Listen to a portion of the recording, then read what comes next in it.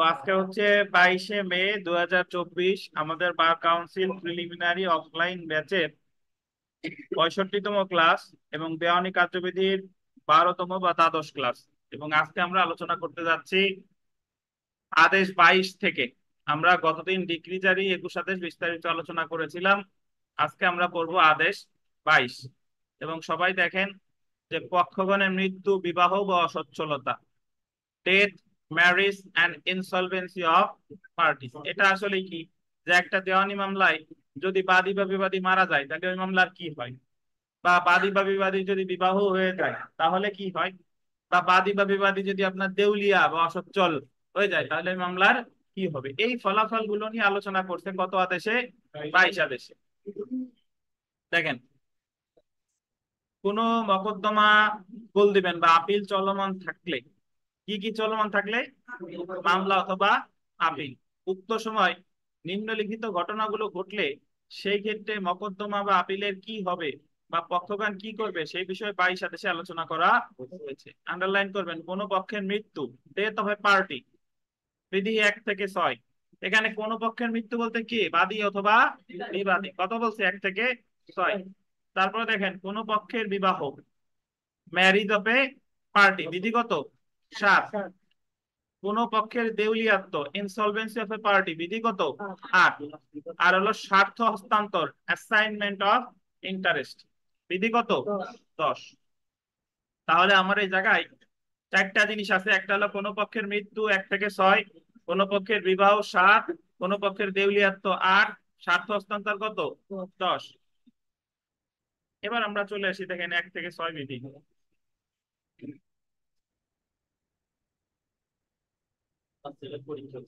বিধি 1 থেকে 6, মকদ্দমার পক্ষ, বাদী বা বিবাদী মৃত্যুর ফলাফল। কার মৃত্যু ফলাফল? বাদী অথবা বিবাদী। দেখেন, মকদ্দমার কোনো পক্ষ মারা গেলে নিম্নলিখিত ফলাফল হতে পারে বা নিম্নলিখিত পদক্ষেপ নিতে হতে পারে। দেখেন, একমাত্র বাদী বা বিবাদী মারা গেলে, একমাত্র শব্দটা বলতেন, একমাত্র বাদী বা, মানে যে মামলায় বাদীও একজন অথবা বিবাদীও কি একজন, একমাত্র বাদী বা বিবাদী যদি মারা যায়, একমাত্র বাদী বা বিবাদী মারা গেলে এবং যদি মকদ্দমা করার অধিকার টিকে থাকে, এটা আন্ডারলাইন করেন, যদি মকদ্দমার অধিকার টিকে থাকে, রাইট টু সু সার্ভাইভস, তাহলে বাদী বা বিবাদীর উত্তরাধিকার বা আইনগত প্রতিনিধিকে পক্ষভুক্ত করার আবেদন করতে হবে। কিন্তু মকদ্দমা করার অধিকার টিকে না থাকলে মকদ্দমাটি আন্ডারলাইন করেন, বাতিল হতে পারে।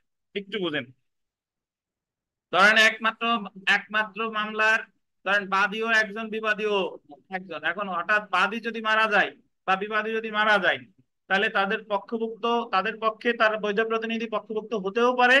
এটা মামলার প্রকৃতির উপর নির্ভর করে, সকল মামলায় পক্ষভুক্ত হওয়া যায় না।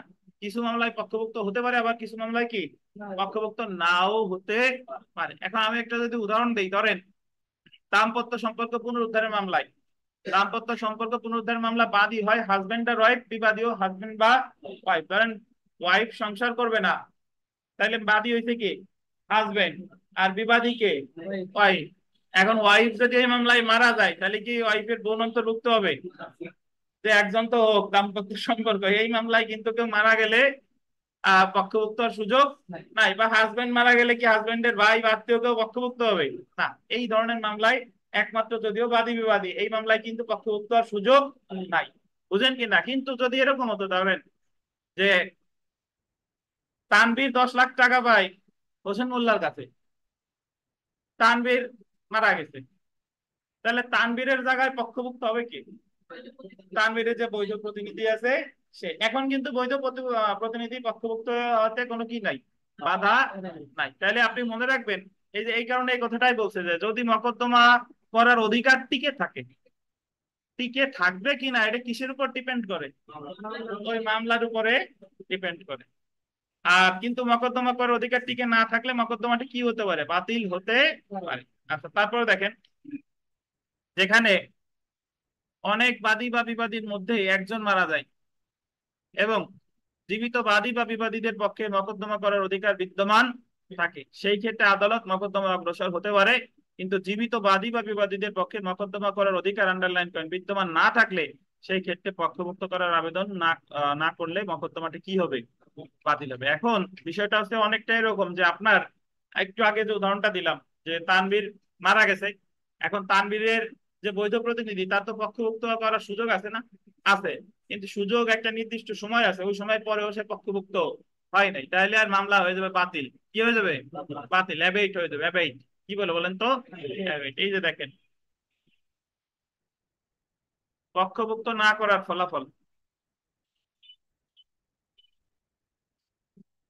নির্ধারিত সময় অর্থাৎ 90 দিনের মধ্যে, আন্ডারলাইন করেন, পক্ষভুক্ত করার আবেদন না করলে আদালত মকদ্দমাটি বাতিল করতে পারে। তাহলে একজন মারা যাওয়ার পরে সে পক্ষভুক্ত করার আবেদন করবেন কয় দিনের মধ্যে, 90 দিন। 90 দিনের মধ্যে যদি পক্ষভুক্ত করার আবেদন না করে মামলা কি হয়ে যাবে, বাতিল। বাদী হইলে বাদীর মামলা বাতিল, বিবাদী হইলে বিবাদী মামলা বাতিল। তো এই 90 দিন মনে রাখতে হবে। পরীক্ষায় প্রশ্ন আসে যে পক্ষভুক্ত আর আবেদন করতে হয় কোনো পক্ষ মারা গেলে কত দিনের মধ্যে। বাদী পক্ষ আবেদন না করলে বাদীর মামলায়, যে দেখেন, আর বিবাদী পক্ষ আবেদন না করলে বিবাদীর মামলা বাতিল। মানে বাদী আবেদন না করলে বাদীর মামলা বাতিল, আর বিবাদী আবেদন না করলে কার মামলা বাতিল, বিবাদী। এখন আমরা জানি যে দেওয়ানি কার্যবিধিতে বাতিল হোক আর যা হোক সবসময় এক একজনের একটা প্রতিকার থাকে। এখন যদি পক্ষভুক্ত না হওয়ার কারণে মামলা যদি বাতিল হয়ে যায় তাহলে কি প্রতিকার আছে দেখি, দেখেন প্রতিকার।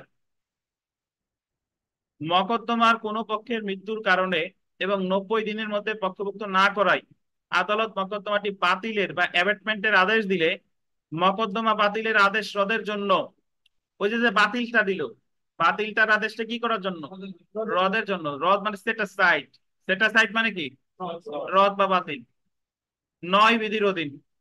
এই নয় বিধিটা কোন আদেশের নয় বিধি, 22 আদেশের নয় বিধি। এবং সরাসরি রদের জন্য আন্ডারলাইন করেন, নয়ের ক বিধির অধীন আবেদন করা যাবে। ওই যে আমরা 9 আদেশে পড়ছিলাম, 9 আদেশের 8-এ যদি মামলা খারিজ হতো তাহলে শুধু রদের জন্য আবেদন করতাম 9, আর সরাসরি রদের কত, 9 ক। আবার একতরফা ডিক্রি শুধু বাতিলের আবেদন করতাম 13-তে, সরাসরি রদ কত। ঠিক একই ভাবে যে যদি কোনো মামলায় পক্ষভুক্ত না হওয়ার কারণে বাতিল হয় তাহলে ওই বাতিল আদেশ বাতিল, বুঝেন কিনা, বাতিল আদেশ বাতিলের আবেদন করব 9 বিধিতে, অথবা সরাসরি বাতিলের আবেদন করব কততে, 9-এর ক। তারপরে দেখেন আন্ডারলাইন করেন, একই কারণে নতুন করে মকদ্দমা দায়ের করা যাবে না। 3টে স্টার দেন। মামলা যদি কারো মৃত্যুর জন্য পক্ষভুক্তি না হওয়ার কারণে বাতিল হয়ে যায়, ওই একই বিষয়ের কি করা যাবে না, নতুন মামলা করা যাবে না। তামাদি দেখেন,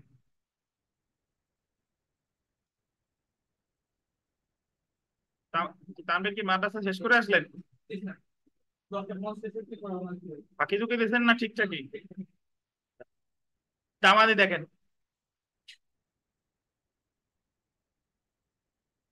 মকদ্দমা বাতিলের আদেশ হতে বল দেবেন 60 দিনের মধ্যে আদেশটি রদের জন্য বা সরাসরি রদের জন্য আবেদন করা যাবে। 171, এখানে একটা ব্যতিক্রম। নর্মালি আমরা যত জায়গায় আমাদের আইনে পড়বো, সরি এই দেওয়ানি কার্যবিধিতে পড়বো, সব জায়গায় এই রদের আবেদনটা করে 30 দিন। আমি যদি আপনাদের উদাহরণ দিই, দেখেন 9-30 দিন, 9 ক 30 দিন, মানে 9 আদেশের 9 30 দিন, 9 আদেশের 9 ক 30 দিন, তারপরে আপনার 9 আদেশের 13 30 দিন, 9 আদেশের 13 ক 30 দিন, 17 আদেশের 1-এর 7 30 দিন, 17 আদেশের 1-এর 7 30 দিন। যত জায়গায় রদ বা সরাসরি রদ বা রদ আছে সব জায়গায় কয় দিন, 30 দিন। কিন্তু এই যে একটা ব্যতিক্রম 22 আদেশে, এই জায়গায় দেখেন মকদ্দমা বাতিলের আদেশ হতে কয়দিনের মধ্যে, 60 দিনের মধ্যে আদেশ রদের জন্য বা সরাসরি রদের জন্য আবেদন করা যাবে। কত অনুচ্ছেদ, 171। এবং নর্মালি আমরা জানি যে যখন আমরা নয়ে যাই, যখন আমরা কিসে যাই, নয়ে যাই, তখন কোনো টাকা পয়সা রিলেটেড ব্যাপার স্যাপার থাকে না। টাকা পয়সা রিলেটেড ব্যাপার স্যাপার কখন থাকে, নয়ের পথে। এই যে দেখেন, 9-এর ক বিধির অধীন সরাসরি বাতিল বা ডিরেক্টলি সেটেলমেন্টের আবেদনের ক্ষেত্রে আদালত আবেদনকারীকে অনধিক, আন্ডারলাইন করেন, 3,000 টাকা খরচ প্রদানের আদেশ দিতে পারে। 22 আদেশের 9 ক, আন্ডারলাইন করবেন, 22 আদেশের 9 ক। সলিমুল্লাহ, আশরাফুল, এরা কি জানে? আমি তো গ্রুপে জানাই দিয়েছিলাম। 22 আদেশের 9 ক। আচ্ছা, তাহলে এখানে একটা জিনিস খেয়াল করেন যে 22 আদেশের 9 আসলেই সময় কয়দিন, 60 দিন। আর নর্মালি যখন 9 আদেশের 9 কত ছিলাম, টাকা লাগতো 1000, 1000। আর 22 আদেশের 9 কত কত, 3000। এটা একটু মনে রাখেন। এবং আপিলের বিধান ওই যে আগেরটার মতোই, 9 আদেশের 9 ক যদি নামঞ্জুর হতো তাহলে কি করা যেত, আপিল। 9 আদেশের 13 ক যদি নামঞ্জুর হতো কি করা যেত, আপিল। দেখেন আপিল দেখেন, 22 আদেশের 9 বিধির অধীন মকদ্দমা বাতিলের আদেশ রদের জন্য আবেদন করা হলে এবং আদালত আবেদন আন্ডারলাইন করে প্রত্যাখ্যান করলে, আপনি 22-এর 9 আবেদন করছেন, আদালত যদি আবেদনটা কি করে, তার বিরুদ্ধে আপিল করা যাবে। কিন্তু মকদ্দমা বাতিলের আদেশ বা রদের আবেদন মঞ্জুর করলে আপিল করা যাবে। এটা আগের মতোই, ওই যে আবেদন না মঞ্জুর করলে আপিল, আর মঞ্জুর করলে কি, রিভিশন। ধরেন মিতা বলেন যে একটা মামলার বাদী দেন মোনালিসা, এখন উনি মারা গেছেন, তাহলে এখন ওনার যারা বৈধ প্রতিনিধি আছে পক্ষভুক্ত হবে কয়দিনের মধ্যে, 90 দিনের মধ্যে। ধরেন ওনারা পক্ষভুক্ত হয় নাই, তাহলে মামলার কি হবে, বাতিল হয়ে যাবে। বাতিল যদি হয়ে যায়, এখন ওনার প্রতিনিধিদের কি প্রতিকার আছে, 60 দিনের মধ্যে 9 বিধিতে আবেদন করবে, অথবা কততে, অথবা 9 কতে, কয় টাকা লাগবে, 3000 টাকা। 9-এর আবেদন যদি নামঞ্জুর করে, 9-এর আবেদন নামঞ্জুর করলে আপিল করা যাবে। আর 9-এর ক মঞ্জুর নামঞ্জুর যাই করুক না কেন কি, রিভিশন। জেনে রাখা ভালো। দেখেন, দেওয়ানি কার্যবিধি 22 আদেশের বিধান জারি কার্যক্রমের ক্ষেত্রে এবং রিভিশন পর্যায়ে প্রতিনিধিত্বমূলক মকদ্দমার ক্ষেত্রে প্রযোজ্য না। খুবই গুরুত্বপূর্ণ, আন্ডারলাইন করে 4টে স্টার দেন। এই যে 22 আদেশের বিধান, এটা জারি কার্যক্রম মানে যে জারি ডিক্রি জারি মামলার ক্ষেত্রে, রিভিশনের ক্ষেত্রে বা প্রতিনিধিত্বমূলক মামলার ক্ষেত্রে প্রযোজ্য না। পরীক্ষায় আসবে যে 22 আদেশের বিধানাবলী কোন কোন ক্ষেত্রে প্রযোজ্য না। জারি মামলার ক্ষেত্রে একজন মারা গেলে আর পক্ষভুক্ত হওয়ার সুযোগ নাই। রিভিশনের ক্ষেত্রে কেউ মারা গেলে পক্ষভুক্ত হওয়ার সুযোগ নাই। প্রতিনিধিত্বমূলক মামলায় কেউ মামলা গেলে পক্ষভুক্ত হওয়ার সুযোগ নাই। বুঝতে পারছেন?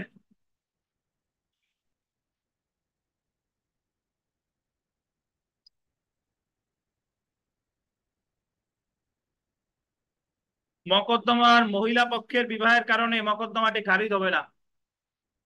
আন্ডারলাইন করেন, মকদ্দমার মহিলা পক্ষের বিবাহের কারণে মকদ্দমাটি কি হবে না, খারিজ হবে না। ধরেন এক মহিলা, সে দেন মোহরের টাকার মামলা করছে, ইতিমধ্যে ওনাদের দুইজনের মধ্যে কি হয়ে গেছে, ডিভোর্স হয়ে গেছে। ডিভোর্স হয়ে গেছে, বাট মহিলার দেন মোহরের টাকা দেয় নাই। তো দেন মোহরের টাকা হলো একটা মহিলার অবিচ্ছেদ্য অধিকার। ওই স্বামী যদি মারাও যায়, স্বামীর যে লিগাল রিপ্রেজেন্টেটিভ আছে তাদের কাছ থেকেও দিন মোহর টাকা আদায় করার অধিকার মহিলার আছে। তো স্বামী ধরুন বেঁচেই আছে, তো দেন মোহরের টাকার মামলা চলাকালীন থাকা অবস্থায় মহিলা আর একটা বিয়ে করছে। এখন আর একটা বিয়ে করুক আর যা করুক, এই ক্ষেত্রে এই মামলায় কোনো কি হবে না, এই মামলা খারিজ হবে না। সেটাই বলতেছে, বুঝতে পারছেন? কারণ বিবাহের কারণে মামলা কি হবে না, খারিজ হবে না।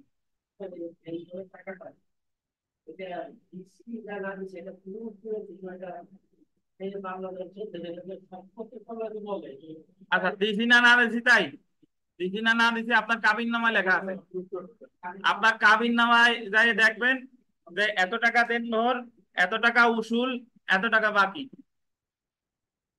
আর যারা মনে করেন যে বিয়ের সময় অল্প কিছু দিচ্ছেন আর বাকি টাকা দেন নাই, এখন বিয়া চলমান থাকা অবস্থায় যদি ওই মহিলারে কি দেন টাকা, তার আপনার স্ত্রীর আপনি টাকা দিয়ে দিলেন, এই যে তোমার তিন মোহরের টাকা সব ক্লিয়ার, তাহলে সেই ক্ষেত্রে আপনি যেটা করতে পারেন, ওই সাথে সাথে ওনারে দিয়ে একটা এফিডেভিট করাবেন যে আমি আমার অমুক অমুক কাবিন নামা এত টাকা আছে, এত টাকা উসুল ছিল, এই যে দিয়ে দিলাম। সেও বলবে যে আমি বুঝিয়া পাইলাম। এই যাতে যাতে পরবর্তীতে যদি কোনো ঝামেলা হয় সেই জিনিসটা কি অস্বীকার করতে না পারে।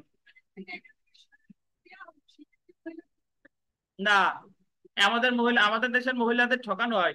কেন ঠকানো হয়, ওনারা তো দেন মোহরে না দিয়ে ওই জায়গায় উসুল লিখছে। আচ্ছা। জি। জি। আর আর একটা বিষয় হচ্ছে, হ্যাঁ, তা আপনারা মাফ করছেন কেন? দেখেন, আচ্ছা যাক। আর একটা হচ্ছে যে, যাই হোক দেখেন, তো পক্ষগণের, এবার দেখবো যে তাহলে মারা গেলে কি ফলাফল হতে পারে জানলাম, বিবাহ করলে কি ফলাফল হবে জানলাম। এবার দেখেন মকদ্দমার পক্ষ দেউলিয়া, ইনসলভেন্ট হয়ে গেলে তার ফলাফল দেউলিয়া। দেউলিয়ার বিষয়টা হচ্ছে কি, ধরেন আপনি ব্যাংক থেকে 10,000 কোটি টাকা ঋণ নিছেন, ব্যাংক যখন আপনার বিরুদ্ধে মামলা করছে, আপনি তখন ব্যাংকে দেখাচ্ছেন আমি দেউলিয়া, আমার দেওয়ার মতো আর কিছু নাই। এখন দেউলিয়া আপনি মুখে মুখে বললে হবে না। আপনি যে দেউলিয়া এটা ঘোষণার জন্য আবার আপনাকে বাদী হয়ে মামলা করতে হয় জেলা জজ আদালতে। দেউলিয়া আইন আছে একটা। তখন জেলা জজ যখন সবকিছু দেখে শুনে দেখবে যে না আসলে কিছু নাই, তখন তারে কি করবে, দেউলিয়া ঘোষণা করবে। এবং আপনি দেউলিয়া হয়ে গেলেন মানে দেওয়ানি মামলায় আপনার আর কিছু করতে পারবে না। 1,000 কোটি টাকা যদি কয়েক কোটি কোটি কোটি টাকাও যদি নিয়ে থাকে, আপনার বিরুদ্ধে আর কি, যতক্ষণ পর্যন্ত আপনি দেউলিয়ার অবসান না হচ্ছে ততদিন পর্যন্ত আপনার বিরুদ্ধে কোনো পদক্ষেপ নেওয়ার ক্ষমতা নাই। এই কারণে দেখবেন যে যারা ওই কৃষক শ্রেণী যারা আছে, তারা অনেক সময় দেখবেন যে গ্রামীণ ব্যাংক থেকে 20,000 লোন নিছে বা অমুক জায়গা থেকে লোন নিছে, ওই লোনের কারণে ঠিকই ওই 20-25 হাজারের জন্য তার জেলে যাওয়া লাগে। কিন্তু 1,000 কোটি টাকা, কয়েক হাজার কোটি, 8,000 কোটি টাকা মারছে, তারেও দেখবেন না জীবনেও সে জেলখানায় গেছে। যাই হোক, তবে আমি আপনি নিজে নিজে দেউলিয়া দেউলিয়া ঘোষণা করলে হবে না। কি করতে হবে, তাই না? আমার ফিস দেওয়ার সময় কেউ এসে বললেন স্যার আমি দেউলিয়া হয়ে গেছি। জি, যাই হোক দেখেন, দেখেন দেওয়ানি কার্যবিধি দেখেন, আহ, দেওয়ানি কার্যবিধির 22 নং আদেশের 8 নং বিধিতে বলা হয়েছে, কত বিধি, 8 বিধি। বল দিবেন বাদীর দেউলিয়াত্ব মামলাটি বাতিল হবে না, এবং এই ক্ষেত্রে বাদীর স্বত্বনিয়োগী বা অ্যাসাইনর বা রিসিভার মামলাটি চালিয়ে নিতে পারে। এখানে একটা গুরুত্বপূর্ণ কথা, যদি বাদী দেউলিয়া হয়ে যায় তাহলে মামলায় কোনো প্রভাব বিস্তার করবে না। বাদীর জায়গায় তার স্বত্বনিয়োগী মানে আরেকজন স্থলাভিষিক্ত হবে বা রিসিভার মামলাটা চালাবে, তাহলে বাদীর দেউলিয়াত্বের কারণে মামলা খারিজ হবে না বা বাতিল হবে না। কিন্তু দেখেন এই নিয়মটি প্রতিদ্বন্দ্বী পক্ষের বিবাদীর দেউলিয়াত্বের ক্ষেত্রে প্রযোজ্য না। কার ক্ষেত্রে প্রযোজ্য না, বিবাদী। অর্থাৎ বিবাদী যদি দেউলিয়া হয়ে যায় তাহলে মামলা অ্যাবেইড বা বাতিল হবে। বাদী দেউলিয়া হলে অ্যাবেইড হবে, কেউ দেউলিয়া হলে অ্যাবেইড হবে। এবং সেই ক্ষেত্রে আদালত মকদ্দমাটি স্থগিত করতে পারে, বাতিলও করতে পারে, অথবা আন্ডারলাইন করেন স্থগিত করতে পারে। এবং এই ক্ষেত্রে বিবাদীর প্রতিনিধি পক্ষভুক্ত হয়ে মকদ্দমা অগ্রসর হতে পারে। যেমন আপনি একটা জিনিস সেভাবে এটা আপাতত এটা মনে রাখেন যে বাদীর মামলা, যদি বাদী যদি দেউলিয়া হয় তাহলে মামলা অ্যাবেইট হবে না, স্থগিত হবে না। কিন্তু বিবাদী যদি দেউলিয়া হয়, যার বিরুদ্ধে আপনি মামলাটা করলেন, যার কাছে আপনি টাকাটা পাবেন, সে যদি দেউলিয়া হয় তাহলে প্রতিকার হচ্ছে দুইটা, হয় মামলাটা অ্যাবেইট, অথবা আদালত মামলাটা অ্যাবেইট না করে মামলাটা কি করে রাখবে, স্থগিত রাখবে। দেখেন যেমন ক ক্ষয়ের বিরুদ্ধে 4 লাখ টাকার মামলা দায়ের করেছে, খকে আদালত দেউলিয়া ঘোষণা করেছে, সুতরাং খয়ের বিরুদ্ধে আর মামলা চলতে পারে না। কিন্তু এই মামলায় যদি খ মারা যায়, মানে যে দেউলিয়া সে যদি মারা যায়, তাহলে আদালত, আন্ডারলাইন করেন, এই মৃত ব্যক্তির আইনগত প্রতিনিধিকে বিবাদী হিসেবে যুক্ত করে মামলায় অগ্রসর হতে পারে। যদি খ মারা যায়, খ যতদিন বেঁচে ছিল মামলাটা স্থগিত ছিল, রাফসান্দা ছোট ভাইয়ের বাবা যখন মারা যাবে তখন ওই মামলায় যুক্ত হয়ে যাবে রাফসান্দা ছোট ভাই। বুঝেন রাফসান রেসিডেন্ট চেনেন না? বাংলাদেশে এত ঘটনা ঘটলো জানেন না?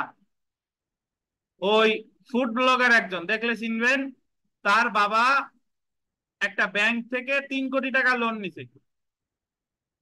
কয় কোটি? 3 কোটি। 3 কোটি টাকা যখন লোন নিছে, লোন নেওয়ার পর তার শোধ করতে পারে না, ব্যাংক তার বিরুদ্ধে মামলা করছে, ওর বাবার বিরুদ্ধে। সেই মামলা চলমান থাকা অবস্থায় চলতেছে, এখনো এখনো নিষ্পত্তি হয় নাই। ইতিমধ্যে ওই যে রাফসান, যে সে ইউটিউবিং করে অনেক টাকা পয়সা, সে তার বাপ রে মা রে গাড়ি গিফট দিছে প্রায় 2 কোটি টাকা মূল্যের অডি গাড়ি। তখন ওই জিনিসটা ফাঁস হয়ে গেছে যে মানে আগে লোকজন সোশ্যাল মিডিয়ায় জানতো না যে সে যেহেতু তার বাপরে 2 কোটি টাকার গাড়ি দিছে, তাহলে তার বাপ যে এই 3 কোটি টাকার মামলা যে চালাচ্ছে, সে ইচ্ছা করলে তো 3 কোটি টাকা কি পরিশোধ করে দিতে পারে, ইচ্ছা করে দিচ্ছে না। এটা নিয়ে আর কি কন্ট্রোভার্সি আর কি। তো সে আবার এসে বলতেছে, এখনো এক লোক আবার এটা ফাঁস করে দিছে যে তার বিরুদ্ধে এই যে মামলা, অমুক আদালত, অর্থ ঋণ আদালতে অমুক তারিখে রায় দেয়, রায় পাওয়ার পরেও তার বাপ রিট করে মামলার কার্যকারিতা স্থগিত করে রাখছে সিস্টেমে। কিন্তু তার ছেলে মেয়ে, তার যে 2 ছেলে আছে, তারা তো ইচ্ছা করলে যে তার যে কোটি কোটি টাকা ঋণ খেলাপি আছে, এই ঋণ খেলাপির টাকা ছেলেরাই ইচ্ছা করলে কি করতে পারে, শোধ করে দিতে পারে। এটা নিয়ে হলো কন্ট্রোভার্সি। তাহলে বিষয়টা হচ্ছে যে ধরেন ওই ব্যক্তি ধরেন দেউলিয়া হিসেবে মামলা বললো, যখন উনি দেউলিয়া যখন আছে, আদালত মামলা স্থগিত করে রাখলো, যখন ওনার দেউলিয়াতে অবসান হয়ে গেল, তখন বাবার জায়গায় স্থলাভিষিক্ত হবে কারা, ছেলেটা, তখন ছেলেদের কাছ থেকে কিন্তু আদায় করতে পারবে। বুঝতে পারছেন? এখন ঋণের যে বিষয়টা হচ্ছে কি, আমরা অনেকেই বুঝি না। এরকম হয়ে ধরেন আমাদের গোপালগঞ্জ সোনালী ব্যাংকে 8,000 কোটি টাকা আছে, একজন ব্যক্তির 8,000 কোটি টাকা লোন দিছে সোনালী ব্যাংক, এবং সে 8,000 কোটি টাকা নিয়ে পরে আর জীবনে কোনোদিন এই টাকা কি ফেরত দেয় নাই। তাইলে এখন ক্ষতিগ্রস্ত হয়েছে কে? আমরা যারা সাধারণ জনগণ সোনালী ব্যাংকে টাকা রাখি, আমরা কিন্তু আর টাকা পাবো না, কারণ আমাকে সব টাকা দিয়ে দিছে কারে, কারে দিছে বলেন? ওই যে আরেকজনের লোন নিয়ে দিয়ে দিচ্ছে। তাহলে এই কারণে হলো ক্ষতিগ্রস্ত হয়। যাই হোক, আসেন। তাহলে আমার এখানে যে জিনিসটা জানা দরকার, সিম্পল কথা, বাদী দেউলিয়া হলে কিছু হয় না। বাদী দেউলিয়া হলে স্বত্বনিয়োগী বা রিসিভার তার জায়গায় মামলা পরিচালনা করবে, আর বিবাদী দেউলিয়া হলে মামলা কি হবে, স্থগিত হতে পারে অথবা বাতিল হতে পারে। যদি স্থগিত হয়, পরবর্তীতে আবার তার যে পক্ষগণ আছে, মানে তার বৈধ প্রতিনিধি যে আছে, তারা কি হবে, যুক্ত হবে। এ হচ্ছে কথা। বলেন।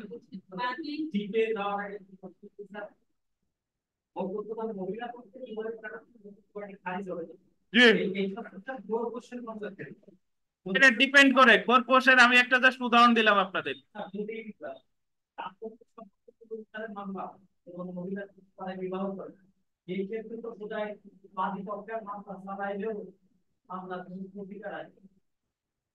নাও আসতে পারে। এই জায়গায় কোনো কিছু হইলে খারিজ হবে না, সেটা বলছে। মহিলার যে মামলা হোক, উনি বাদী হোক আর বিবাদী হোক, যাই হোক না কেন, মহিলার বিয়ের কারণে মামলার কোনো কি হবে না, খারিজ হবে না। এটা হলো কথা, শেষ। সে না পাইলে নাই, কিন্তু মামলা তো খারিজ হবে না।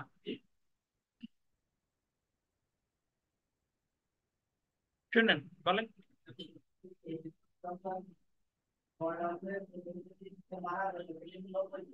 হ্যাঁ, হ্যাঁ, হ্যাঁ।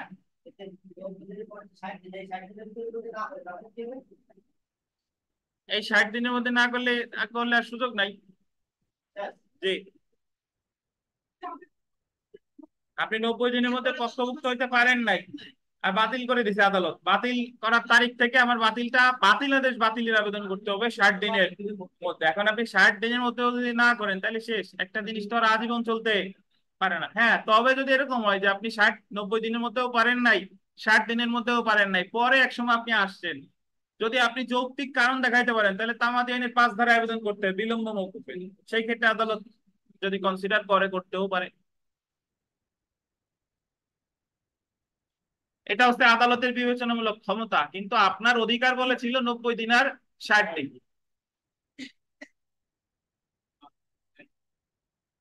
শুনেন, আইন, আইনে অনেক কথা লেখা আছে, কিন্তু বাস্তব, বাস্তব জীবনে এমন অনেক জিনিসের সৃষ্টি হবে যে কথাগুলো আমাদের আইনে বলা নাও থাকতে পারে। উদাহরণস্বরূপ আমি একটা আপনাদের একটা উদাহরণ দেই।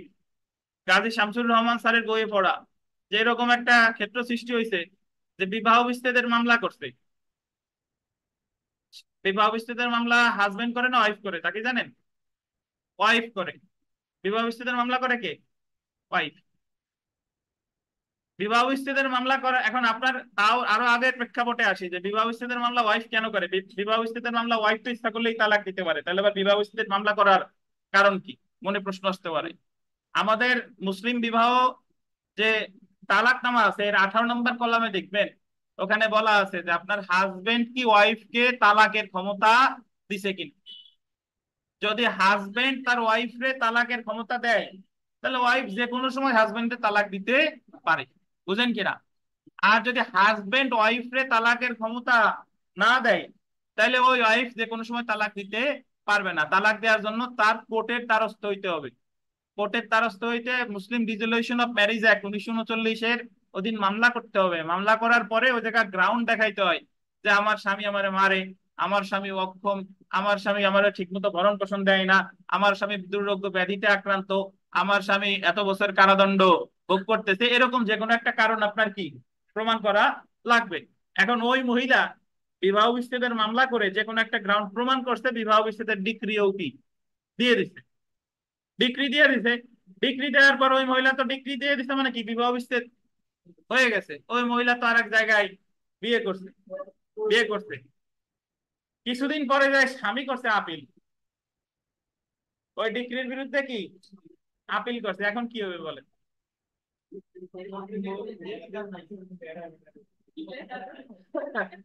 মানে স্বামী যে আপিল করছে কেন? কারণ সে বিবাহ বিচ্ছেদের ডিক্রির কি চাই, বাতিল চাই, কারণ আপিল যোগ্য ডিক্রি ছিল। আর ওয়াইফ তো এই ডিক্রি পাওয়ার সাথে সাথেই আর এক জায়গা বিয়ে করে ফেলছে। তাহলে এখন কি হবে? এই সলিউশন কিন্তু আপনার আইনে নাই। তখন ওই আদালতের কিন্তু ওই ইনহারেন্ট পাওয়ার বলে যে কোনো একটা কিছু দিতে হবে। এই আর কি। যাই হোক, দেখেন আপনার ক্ষেত্রে কোনো বাধা নাই। দেখেন, কোন দেওয়ানি মামলা চলাকালীন উহার বাদী বা বিবাদী মারা গেলে তার মৃত্যুর কতদিনের মধ্যে ওয়ারিশদের স্থলাভিষিক্ত না করলে মামলা বাতিল হবে? কতদিন? 2 নাম্বার দেখেন, কোন মামলার অ্যাবেটের আদেশ রদের জন্য মৃত বাদীর বৈধ প্রতিনিধি সরাসরি, আন্ডারলাইন করেন, সরাসরি দরখাস্ত করবে কয়দিন? অ্যাবেট 60 দিন। সরাসরি করেন আর এমনি করেন সবসময় কয়দিন? 60 দিন। 3 নাম্বার দেখেন যে নিম্নের কোন ক্ষেত্রে কোনো মামলা অ্যাবেট হওয়ার কারণ উদ্ভব হতে পারে? প্রতিদ্বন্দ্বী পক্ষের কি দেউলিয়াত্ব, প্রতিদ্বন্দ্বী পক্ষের দেউলিয়াত্ব। তারপরে আমরা চলে আসি, দেখেন আহ সেলফ প্র্যাকটিসে যা যা আছে মোটামুটি পারবেন। তার ভিতর 8 নাম্বার প্রশ্নটা দেখেন যে মৃত বাদী বা আপিলকারীর আইনগত প্রতিনিধিকে পক্ষভুক্ত করার তামাদি বিধান দ্য লিমিটেশন অ্যাক্ট 1908-এর কত আর্টিকেল আছে? এটা এক জায়গায় একটু লেখেন, এটা একটু লেখেন যে বাদীর ক্ষেত্রে 176, বিবাদীর ক্ষেত্রে 177 নাকি তানভীর?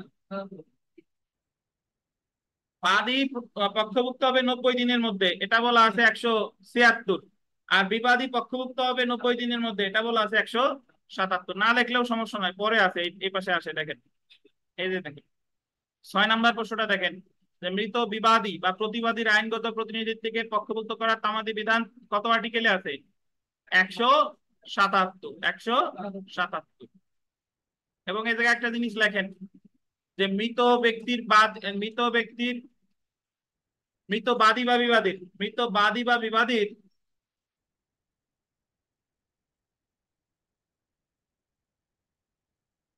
তার আগে আর একটু লেখেন 22 আদেশের 3 ও 4 বিধি অনুসারে 22 আদেশের 3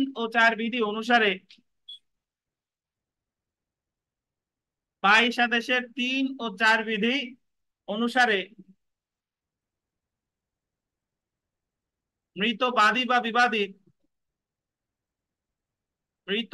বা বিবাদীর বৈধ প্রতিনিধি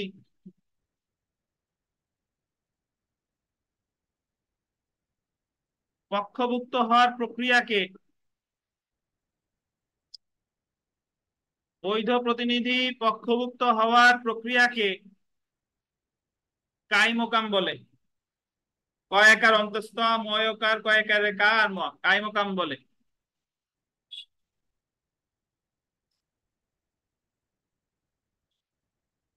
একটু বুঝেন, বাদী মারা গেলে বাদীর বৈধ প্রতিনিধি পক্ষভুক্ত হবে কয়দিনের মধ্যে? 90 দিন। 22 আদেশের 3 আর তামাদি আইনের 176 অনুচ্ছেদ। আর বিবাদী মারা গেলে বিবাদীর বৈধ প্রতিনিধি যুক্ত হবে কয়দিনের মধ্যে? 90 দিন। 22 আদেশের 4, তামাদি আইনের 177। এই যে প্রক্রিয়াটা, এটারে বলে কি? কাইমোকাম। বাদী বা বিবাদীর পক্ষভুক্ত হওয়ার প্রক্রিয়াটা কি বলে? কাইমোকাম।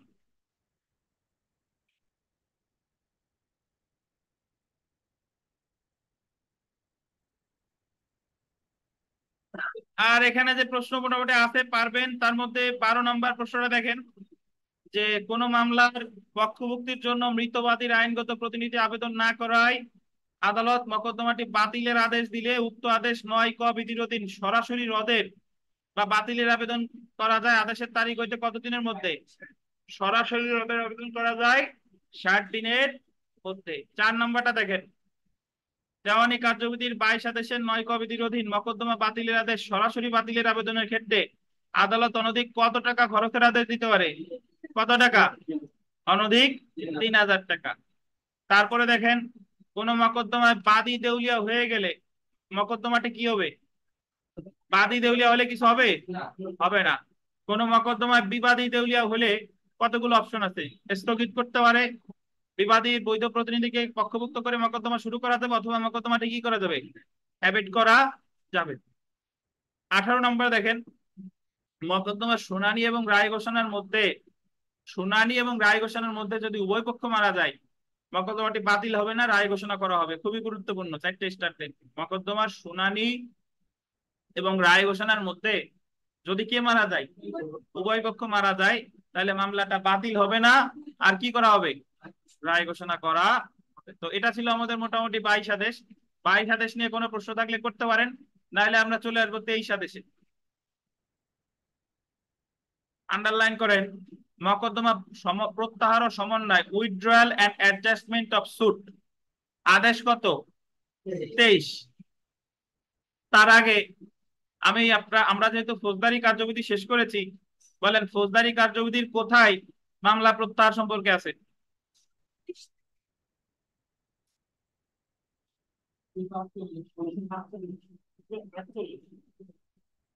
বলেন আর কত আছে?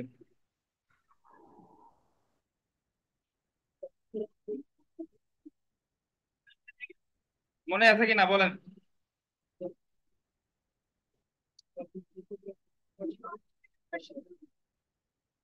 248 আর 494 মধ্যে পার্থক্য কি বলেন মেধা?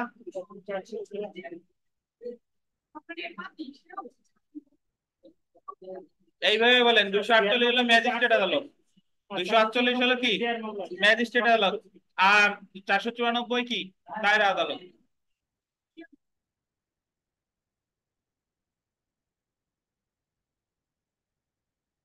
তাহলে এখন আমরা দেখি মামলা প্রত্যাহার, দেওয়ানি মামলা প্রত্যাহার করে কোথায়, কিভাবে?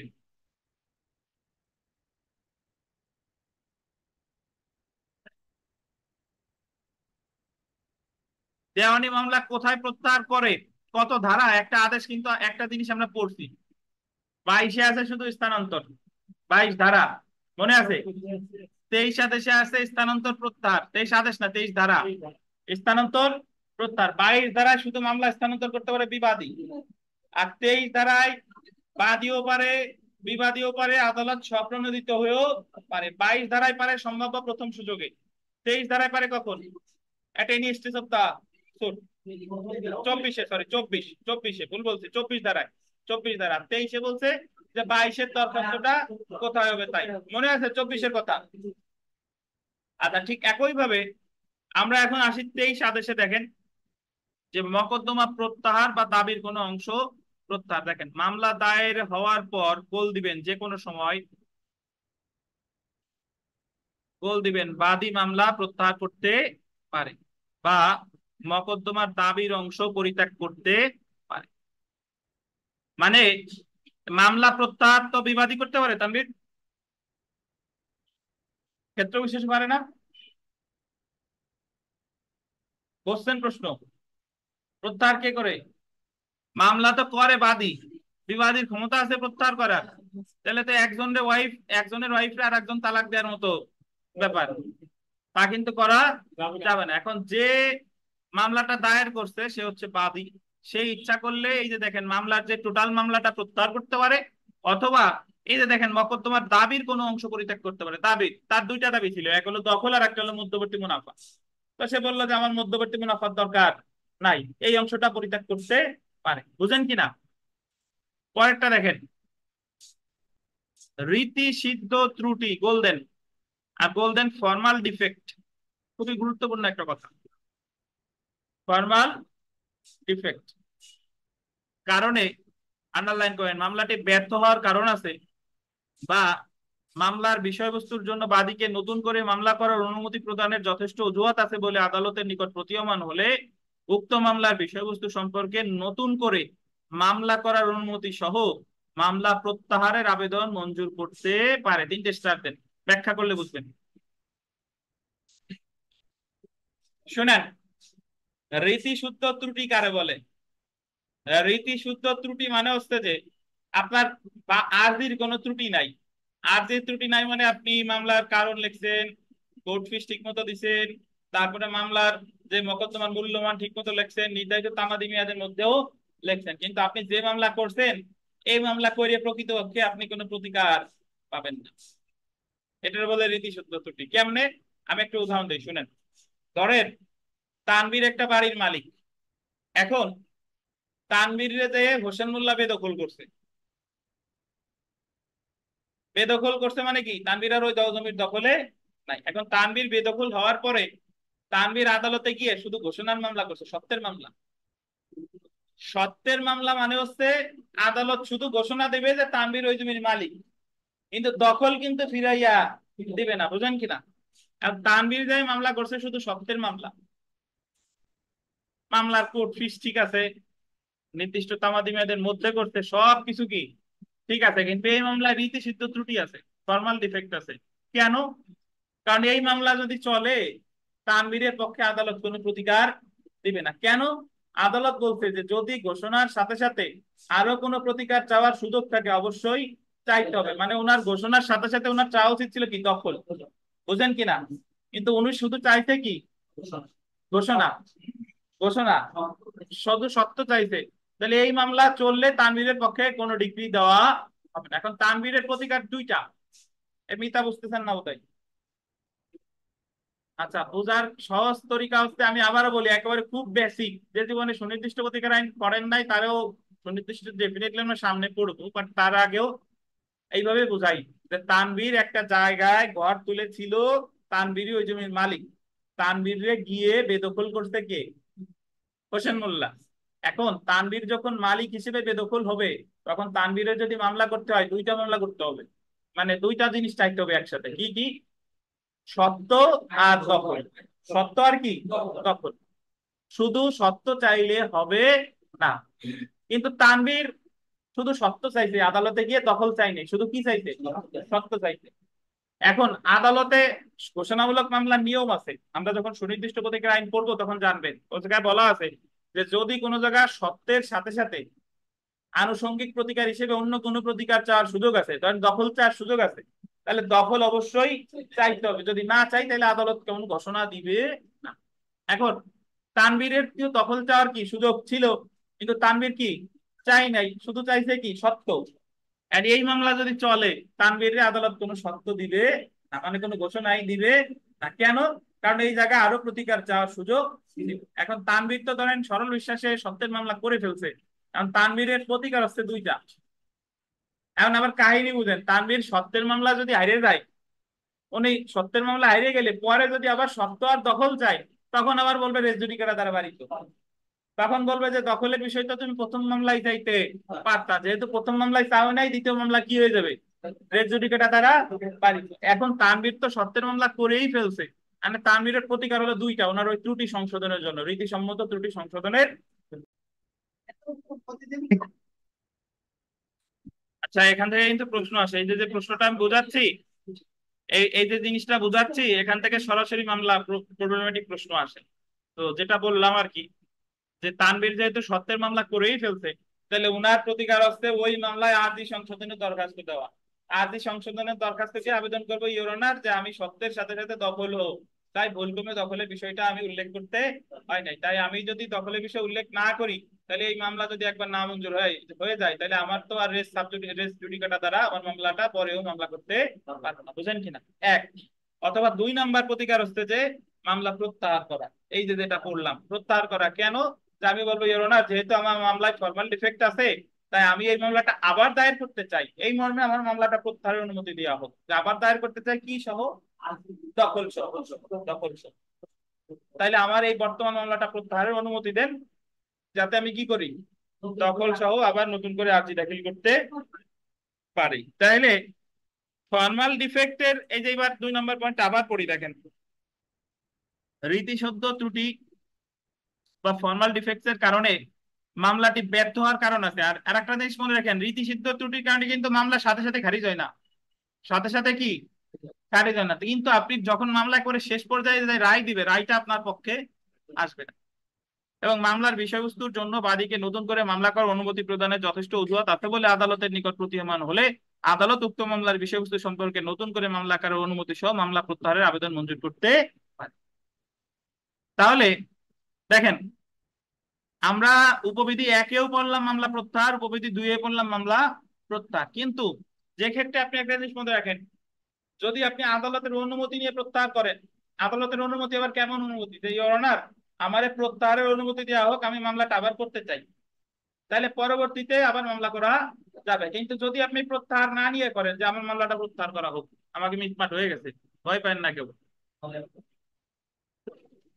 তাহলে তাহলে কিন্তু আর নতুন করে মামলা করা যাবে না। আপনি আমার কাছ থেকে অনুমতি নিয়ে গেলেন যে স্যার আমি 10-12 দিন পরে আবার পড়তে আসবানি, তাইলে আবার আপনার আসার কি সুযোগ আছে। আর যদি বলেন যে না আমি আপনার কাছে আর করবো না, চলে যাচ্ছি, তাইলে কিন্তু আর আসার কি সুযোগ নেই। বিষয়টা হচ্ছে তাই, যে আপনি যদি আদালতের কাছ থেকে অনুমতি নিয়ে প্রত্যাহার করেন যে আমি আবার মামলাটা করতে চাই, তাহলে অনুমতি আবার ওই মামলাটা করা যাবে। আর যদি অনুমতি না নিয়ে প্রত্যাহার করেন তাহলে কি করা যাবে না। তার মধ্যে যদি আপনাকে জিজ্ঞেস করি যে রুমা বলেন ফর্মাল ডিফেক্ট কি, অনেকেই বুঝতে পারেন না। ফর্মাল ডিফেক্ট বলবেন যে যে ত্রুটির কারণে মামলা সাধারণত সাথে সাথে খারিজ হয় না, কিন্তু মামলা যদি চলে, যে মামলা করছে সে কোনো প্রতিকার পাবে না, সেই ত্রুটিটাই কি বলে বলেন। যেরকম আমার মামলা শুরুর সময় চাওয়া উচিত ছিল সত্য ও দখল, আমি শুধু দখল চাইনি, আমি শুধু চাইছি কি সত্য। তাইলে পরবর্তীতে ওই সত্যের মামলা যদি খারিজ হয়ে যায়, তাহলে আমি কিন্তু আর নতুন মামলা করতে পারবো না। কিন্তু পারবো কখন, যখন ওই সত্যের মামলাটা চলমান থাকা অবস্থায় যদি আমি আদালতের অনুমতি নিয়ে কি করছি প্রত্যাহার করছি, অথবা প্রত্যাহার না করলেও সত্যের মামলা চলমান থাকা অবস্থা আমি কি কিসে দরখাস্ত দিচ্ছি, আরজি সংশোধনে। বুঝতে পারছেন? না বুঝলে নাই, আসেন। আচ্ছা দেখেন,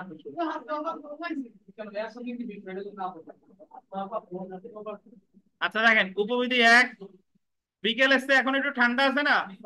উপবিধি 1 উপবিধি 2 এর মধ্যে পার্থক্য হলো এই যে উপবিধি 1 অনুযায়ী বাদী মকদ্দমার যে কোনো সময়, আন্ডারলাইন করেন, আদালতের অনুমতি ছাড়া, যে কোনো সময় আদালতের এই যে দেখেন অনুমতি ছাড়া এবং কোনো কারণ ছাড়া তার মকদ্দমা প্রত্যাহার করতে পারে এবং মকদ্দমার কোনো দাবির অংশ পরিত্যাগ করতে পারে। উপবিধি 2 এর অধীন বাদী আদালতের বল দিবেন অনুমতি নিয়ে মকদ্দমার প্রত্যাহার করা প্রয়োজন যদি বাদী উক্ত একই কারণে, আন্ডারলাইন করে, সেম কজ অফ অ্যাকশন, নতুন করে মকদ্দমা দায়ের করতে চায়। যদি বাদী নতুন করে মকদ্দমা দায়ের করার অনুমতি না নিয়ে উপবিধি 2 এর অধীন মকদ্দমা প্রত্যাহার করে, তাহলে সে একই কারণে নতুন মকদ্দমা দায়ের করতে পারবে না এবং খরচা প্রদানের জন্য দায়ী হবে। তাহলে আমার মোনালিসা বলেন যে মামলা প্রত্যাহার করা হলে কখন নতুন মামলা করা যাবে আর কখন নতুন মামলা করা যাবে না।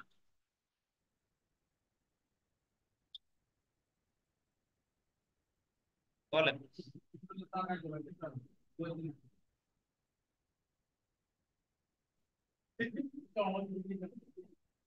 বুঝাইছি না এতক্ষণ? হ্যাঁ, আপনার নাম যেন কি ভাই ভুলে গেছি। তপন সরকার বদলেন দি, কখন নতুন মামলা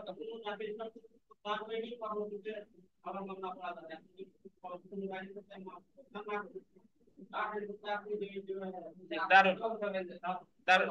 আপনি কোর্টে প্র্যাকটিস করেন নাকি? এই কারণে আর মনে আছে কোন দাখিলের শর্তে যদি আমি প্রত্যাহার করি তাহলে আবার দাখিল করা যাবে, আর কোন দাখিলের শর্তে যদি আমি প্রত্যাহার না করি তাহলে আর করা যাবে না। এটাই বলা আছে 23 আদেশের এক বিধি, 23 আদেশের এক বিধি। এই মোনালিসা, মন কি লিওনার্দো দা ভিঞ্চির কাছে নাকি? দেখেন, জেনে রাখা ভালো, আমরা যদি জেনে রাখা ভালো আসে যে কোন মামলায় একাধিক বাদী থাকলে এবং আদালত অন্যান্য বাদীদের অনুমতি ছাড়া কোনো একজন বাদীকে মকদ্দমা প্রত্যাহার করার অনুমতি দিবে না। এটা খুবই গুরুত্বপূর্ণ কথা। বাদী আছে 10 জন, এখন যদি অন্যরা অনুমতি না দেয় সে শুধু একা প্রত্যাহার করতে পারবে না।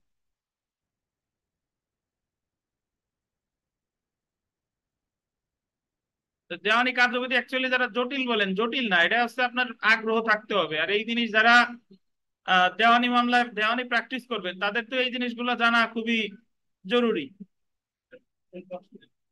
জি, কষ্ট কমবে। হ্যাঁ, কষ্ট কম তো আপনার জানতে হবে। দেখেন, আচ্ছা দেখেন, সোলে বা মকদ্দমা, সোলে বা মকদ্দমা আপোষ, কম্প্রোমাইজ অফ সুট। এবার আমরা চলে এলাম সোলে ডিক্রি। সোলে বা মকদ্দমা আপোষ, কম্প্রোমাইজ অফ সুট। সোলে ডিক্রি হলো কি? Compromise suit. আপনারা মামলা চলমান থাকা অবস্থায় যে কোনো পর্যায়ে দুই পক্ষ আপোষ মীমাংসা করে ফেললে এটারে বলে কি? সোলে ডিক্রি। দেখেন, দেওয়ানি কার্যবিধির 23 আদেশের 3 বিধিতে আন্ডারলাইন করেন। 23 আদেশের 3 বিধিতে বা মকদ্দমা আপোষ বা আপোষ ডিক্রি এর বিধান আছে কম্প্রোমাইজ অফ সুট বা কম্প্রোমাইজ ডিক্রি। এই বিধির অধীন আদালতকে পক্ষগণের মধ্যকার আইনসম্মত চুক্তি বা আপোষ মীমাংসার মাধ্যমে কোনো মকদ্দমা, আন্ডারলাইন করেন, সম্পূর্ণ বা আংশিক সমন্বয় করার ক্ষমতা দেওয়া হয়েছে এবং আদালত চুক্তি বা আপোষ অনুযায়ী ডিক্রি প্রদান করতে পারে। সোলে ডিক্রির শর্ত সমূহে আসেন। সোলে ডিক্রির শর্ত, সোলে বা আপোষ ডিক্রির শর্ত পক্ষগণের মধ্যে আন্ডারলাইন করবেন আইনসম্মত চুক্তি বা আপোষ বা সন্তোষ সাধন থাকতে হবে।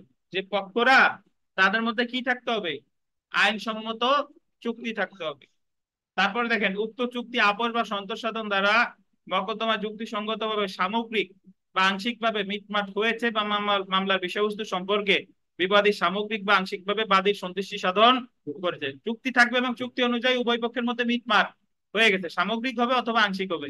আচ্ছা, আদালত এমন চুক্তি, আপোষ বা সন্তুষ্টি সাধন আন্ডারলাইন করে লিপিবদ্ধ করবে এবং তদানুসারে একটি ডিগ্রি প্রদান করবে যা সোলে বা আপোষ ডিগ্রি বা কম্প্রোমাইজ ডিগ্রি নামে।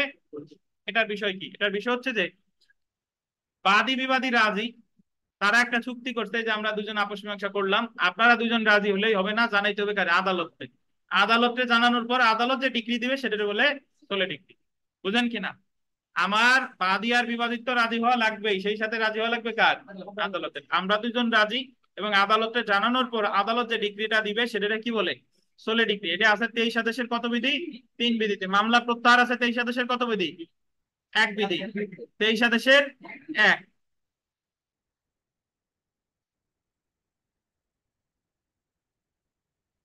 আচ্ছা, এবার আসে প্রতিকার। দেখেন,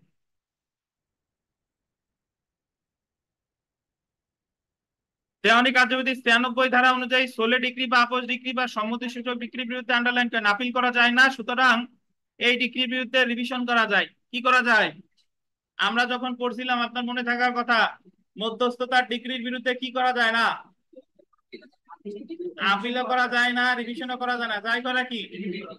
সলিমুল্লাহ তো আসে নাই, পাগল এক লোক পড়াই, ল ডক্টর নাম, দেখবেন যে নাচতিছে কানতিছে, আপনারা দেখছেন কিনা ভিডিও, লাফালাফি করে ব্যাঙের মতো। এরপরে যে কি কি শিখাই, আদেশের প্রথম অক্ষর দিয়ে শিখাই। সে ওই ওই নাচানাচি করার পর বলতিছে যে সোলে ডিগ্রি, মধ্যস্থতা ডিগ্রির ভিতরে রিভিশন করা যায়। দেখছেন কিনা? আর আমার সলি বললো আমার ক্লাস জীবনে শেয়ার দেয় না, কিন্তু সেই ক্লাস ঠিকই শেয়ার দেয়। তাহলে ওই যে যে ডিগ্রি, আমরা ওই পাগলের তাই ঠিকই 1 টাকা দেবেন লোভে, আপনারা হলো লোভে, আপনারা সবাই লোভী। আমি যদি রসালো কথা বলতাম যে আমি 500 প্রশ্ন দেবো, আসলে সবাই পাস, তাহলে ঠিকই আবার এই লোকটা আমার কাছে আসতেন। কিন্তু ওই যে লোভে লাইনে ভর্তি হইলেই পাস, কি একটা চমকপ্রদ যে পার কাউন্সিলর বাপের প্রতিষ্ঠান, ভর্তি হইলেই পাস।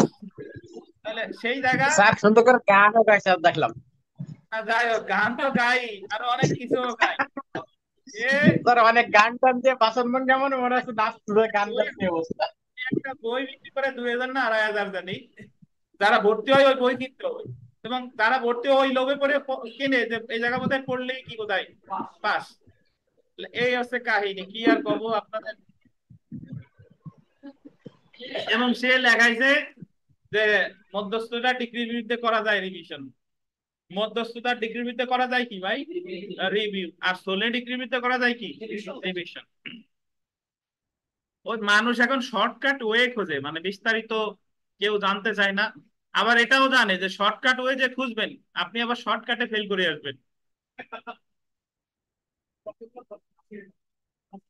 তা তানভীর তাই রায়হান সুমনকে ফোন দেয় যে স্যারের দ্বারে পরে লিখিত পরীক্ষা ফেল করলাম। যে আহ, রায়হান সুমান সাহেবরে ফোন দিয়ে একদিন যোগাযোগ করছে যে কি হয় না না হয়, যে পাওয়া যায় কিনা পাশে।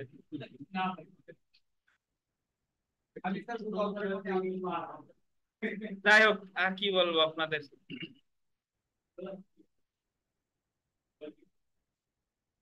বিচারপতি উবাইদুল হাসানকেও যদি ফোন দেন, তার কাছেও যদি আপনি পড়েন, আপনার নিজের যে হাতের লেখার যে ত্রুটি এটাও তো না সংশোধন করতে পারলে কোনো লাভ। তো আপনার স্কিল ডেভেলপ করতে হবে, আপনার নিজের উন্নতি করতে হবে। যাই হোক, প্রিলি পাস করা খুব সোজা। প্রিলি পাস করা সোজা, ধরেন যে যার কাছে গেলেন সে কোন রকম যদি জানে যে 100-200 প্রশ্ন আছে দিয়ে দিই, রিটেনে যায় তো ওই জিনিসটা আপনার কি লিখতে হবে, লিখতে হবে। যাই হোক, মেলা কথা বলে ফেললাম। দেখেন প্রতিকার সলিমুল্লাহরে খুঁজতেছিলাম, ওই ল ডক্টরের কথা মনে পড়ে গেল। তাহলে সোলে ডিগ্রির বিদ্যা করা যায় কি ভাই? রিভিশন। রিভিশন। এবার আসেন, তাহলে এখানে বলতেছে সোলে ডিগ্রির বিরুদ্ধে আপিল করা যায় না। আর কি করা যায় না? রিভিউ করা যায় না। করা যায় কি? কিন্তু সোলে সোলে ডিগ্রির বিরুদ্ধে আপিল, সোলে ডিগ্রি দেয় কত আদেশের কত বিধি? 23 আদেশের 3 বিধি। 23 আদেশের 3 বিধিতে আপিল করা যায় না, আবার যায়। যায় না আবার যায়। কেমনে যায় সেটা আমরা একটু দেখবো, আসেন। কিন্তু 23 আদেশের 3 বিধির অধীন আদালত পক্ষগণের মধ্যে আইনসম্মত চুক্তি বা আপোষ বা সন্তোষ সাধন লিপিবদ্ধ করলে আন্ডারলাইন করেন, লিপিবদ্ধ করলে এই লাইনটা কেটে দেন। লিপিবদ্ধ করলে, সন্তোষ সাধন লিপিবদ্ধ করলে, এই তিনটা শব্দ আন্ডার কেটে দেন। সন্তোষ সাধন লিপিবদ্ধ করলে এই তিনটা লাইন কেটে দেন। কাটছেন? তারপরে আছে যে লিপিবদ্ধ করতে অস্বীকৃতি জানিয়ে, লিপিবদ্ধ করতে কি জানিয়ে কোনো আদেশ প্রদান করলে উক্ত আদেশের বিরুদ্ধে আপিল করা যায়। আদেশ 43 বিধি 1। এই জায়গা বলতেছে কি, উপরে বললো যে 16 ডিগ্রির ভিতরে আপিল করা যায় না, আবার নিচে এসে বলতেছে কি আপিল করা যায়। এই দুই আপিল, দুইটার ভিতর কথা আছে। কথা হলো কিরকম, ধরেন তানভীরও রাজি, হোসেন মোল্লাও রাজি, দুইজনে আপস মীমাংসা করে আদালতে জানাইছে ওর ওনার আমাকে ভিতর মিটমাট হয়ে গেছে, আপনি ডিগ্রি দিয়ে দেন। আদালত ডিগ্রি দিয়ে দিতে, এই আদালত যে 16 ডিগ্রি দিল এটার ভিতরে আপিল করা যাবে না, রিভিউ করা যাবে না। করা যাবে কি? Review। কিন্তু তানভীরও রাজি, হোসেন মোল্লাও রাজি, আদালত রাজি না। আদালত 16 ডিগ্রি অস্বীকৃতি জানিয়ে আদেশ দিছে, তখন ওই আদেশের বিরুদ্ধে আপিল করা যাবে 43 আদেশের 1 বিধি। বুঝেন কিনা? আদালত নামঞ্জুর করলে মানে বাদী বিবাদী রাজি, আদালত রাজি, 16 ডিগ্রি, এটার বিরুদ্ধে আপিলও করা যায় না, রিভিউ করা যায় না। করা যায় কি? রিভিশন। বাদী বিবাদী রাজি, আদালত রাজি না, অস্বীকৃতি জানায় আদেশ দিলে এটার বিরুদ্ধে কি করা যায়? আপিল করা যায়। বুঝেন কিনা?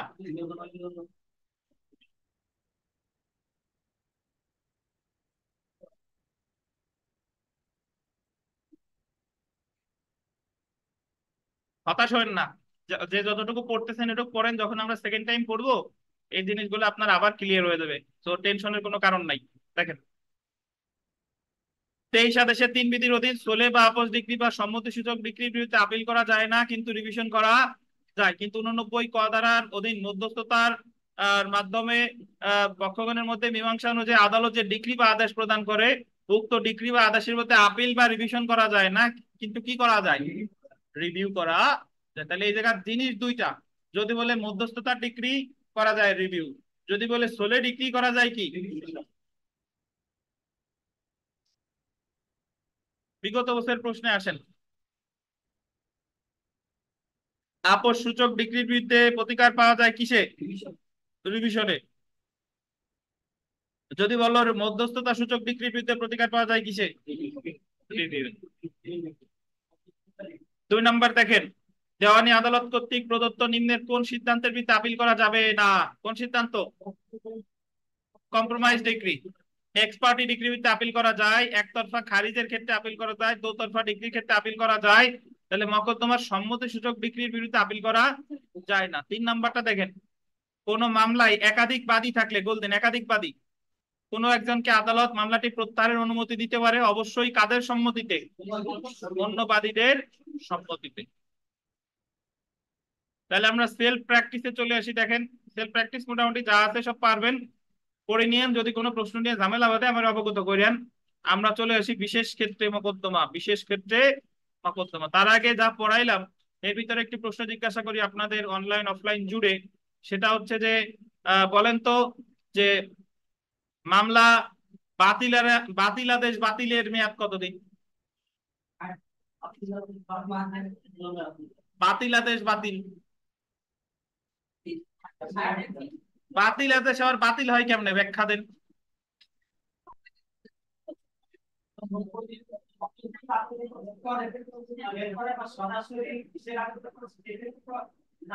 ধরেন 90 দিনের মধ্যে যদি কেউ বৈধ প্রতিনিধি মারা যায়, পক্ষভুক্তির আবেদন করতে হয় 90 দিনের মধ্যে। 90 দিনের মধ্যে করে নাই, মামলা হয়ে গেছে বাতিল। তাহলে এই বাতিল আদেশ বাতিলের আবেদন করতে হবে কয়দিনের মধ্যে? 60 দিন। রুমা বলেন যে কার, কে দেউলিয়া হলে মামলা বাতিল হয়? হুম।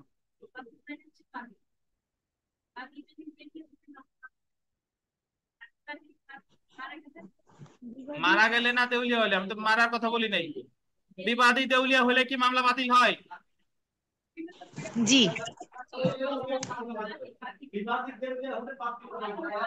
বিবাদী দেউলিয়া হলে দুইটা জিনিস হয়, একটা হলো মামলা বাতিল হতে পারে অথবা স্থগিত করতে পারে, বুঝেন কিনা? পারে। আর বাদী জি। দেউলিয়া হলে কিছু হবে না। বাদী দেউলিয়া হলে কিছু হবে না। রুবেল সাহেব, যদি পক্ষগণের কারো বিয়ে হয় মামলা খারিজ হবে না। তো হবে না। মামলা চলমান থাকা অবস্থায় বিয়ে শাদীতে কোনো বাধা কিন্তু নাই। আচ্ছা, দেখি অনলাইনে লিপি শেখ বলেন যে মামলা প্রত্যাহার করে কোথায়, কখন?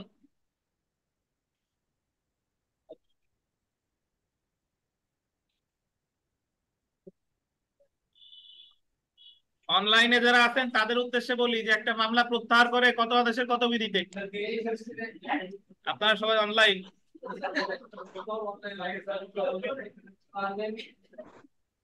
কত আদেশের কত বিধি বলেন। 23 দেশের এক বিরুদ্ধে মামলা প্রত্যাহার করা যায়। এখন শাহ আলম সাহেব বলেন যে 23 আদেশের এক বিধিতে যদি মামলা প্রত্যাহার করে আবার কি মামলা করা যায় কিনা?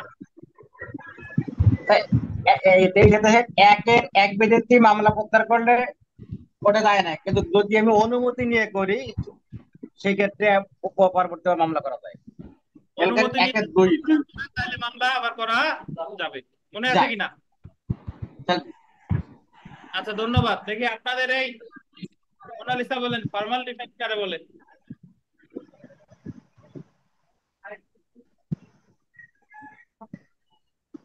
আপনি বর্তমানে যে অবস্থায় আছেন সেটা কিন্তু ফর্মাল ডিফেক্টের মধ্যে আছেন। বলতে পারেন যে কেন স্যার আমি ফর্মাল ডিফেক্ট, কারণ আপনার রেজিস্ট্রেশন হয়েছে, আপনি এই জায়গা পড়তেও আসেন, কিন্তু পড়ালেখার যে সিরি এতে পাস কিন্তু হবে না। মানে ওই যে যে অবস্থায় মামলা আমি চলতেছে কিন্তু কোনো প্রতিকার পাবো না, সেটাই কি ফর্মাল ডিফেক্ট। Formal degree. আপনার এখন প্রতিকার কয়টা? দুইটা, এক হলো ভিতরে সংশোধন করতে হবে অথবা প্রত্যাহার করে নিয়ে আবার দায়ের করতে হবে। তো মোনালিসা ফর্মাল ডিফেক্ট সংশোধন করেন, ফর্মাল ডিফেক্ট সংশোধন করেন। আর এই যে রুবেল, বরকত সাহেব, রহিম, তপন, ওনরা হলো আরজি খারিজের মধ্যে আছে, মানে ডিগ্রি হতেও পারে আবার তামাদি, মানে মানে অন্য তো মাত্র এলএলবি পাস করছে, এখন বার কাউন্সিল পরীক্ষা যদি দ্রুত হয়ে যায় তাহলে দেখা গেল অন্য কি পরীক্ষা দিতে পারতেছে না, বুঝলেন কিনা? হ্যাঁ, আর্থিক খারিজের ভিতরে এখন মানে আছে আর কি, ভবিষ্যতে খারিজ হইতে পারে, এই আর কি। তো মোনালিসা সহ যারা আপনারা ফর্মাল ডিফেক্টের মধ্যে আছে, আপনারা এখন থেকে নিজেদের সংশোধন করে নেন। আমরা এত কষ্ট করে পড়তেছি। আমি একটা কথা বলি, এই পরীক্ষায় পাশ করা খুব বেশি কঠিন না। আপনি খালি, আমরা এই জায়গাতে কয়দিন পড়ি, এই কয়দিন পরে এই জায়গায় রেগুলার আসেন, আর বাসায় বেশি না 2 ঘন্টা সময় দেন, 1-1.5 ঘন্টা থেকে 2 ঘন্টা যা পড়ি এই জিনিসটা যে দেখেন, দেখেন পাস করেন না না করেন। তবে আমি যা বললাম এই ওইটা আপনার থাকতে হবে, এই আর কি। তাহলে আমরা চলে আসি দেখেন বিশেষ ক্ষেত্রে মোকদ্দমা।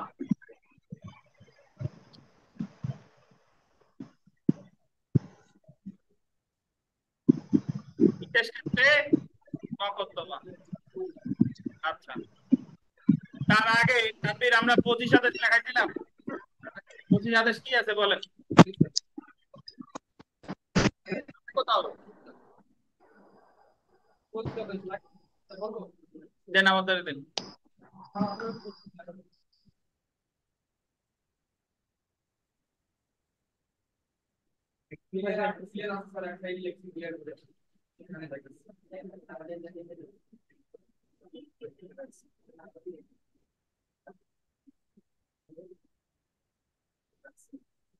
না, ভাই লাগবে না।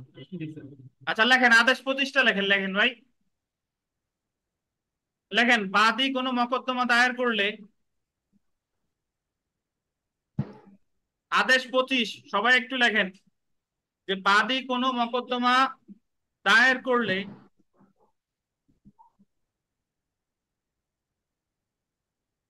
এবং বাদী যদি বিদেশে অবস্থান করে,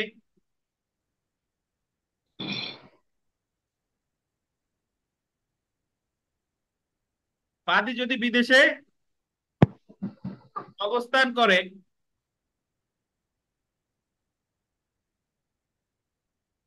এবং বাংলাদেশে যদি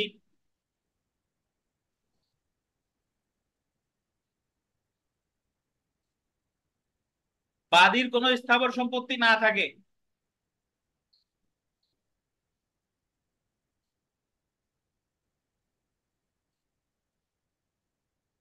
কি সম্পত্তি? স্থাবর সম্পত্তি না থাকে, তাহলে আদালত বাদীকে, হোসেন মোল্লা বই আনেন নাই ভাই, তাহলে আদালত বাদীকে জামানত বা খরচ প্রদানের নির্দেশ দিতে পারে।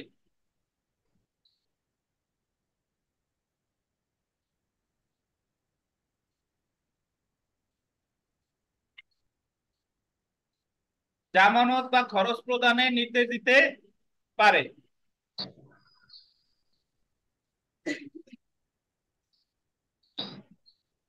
ওটা মনে হয় যে এই টেবিল, ওই টেবিলের এই যে বই টেবিল, ওই টেবিলে আছে।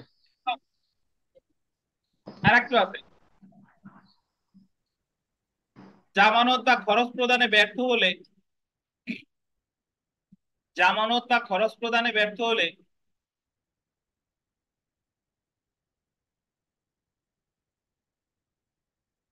আদালত মকদ্দমা খারিজ করতে পারে।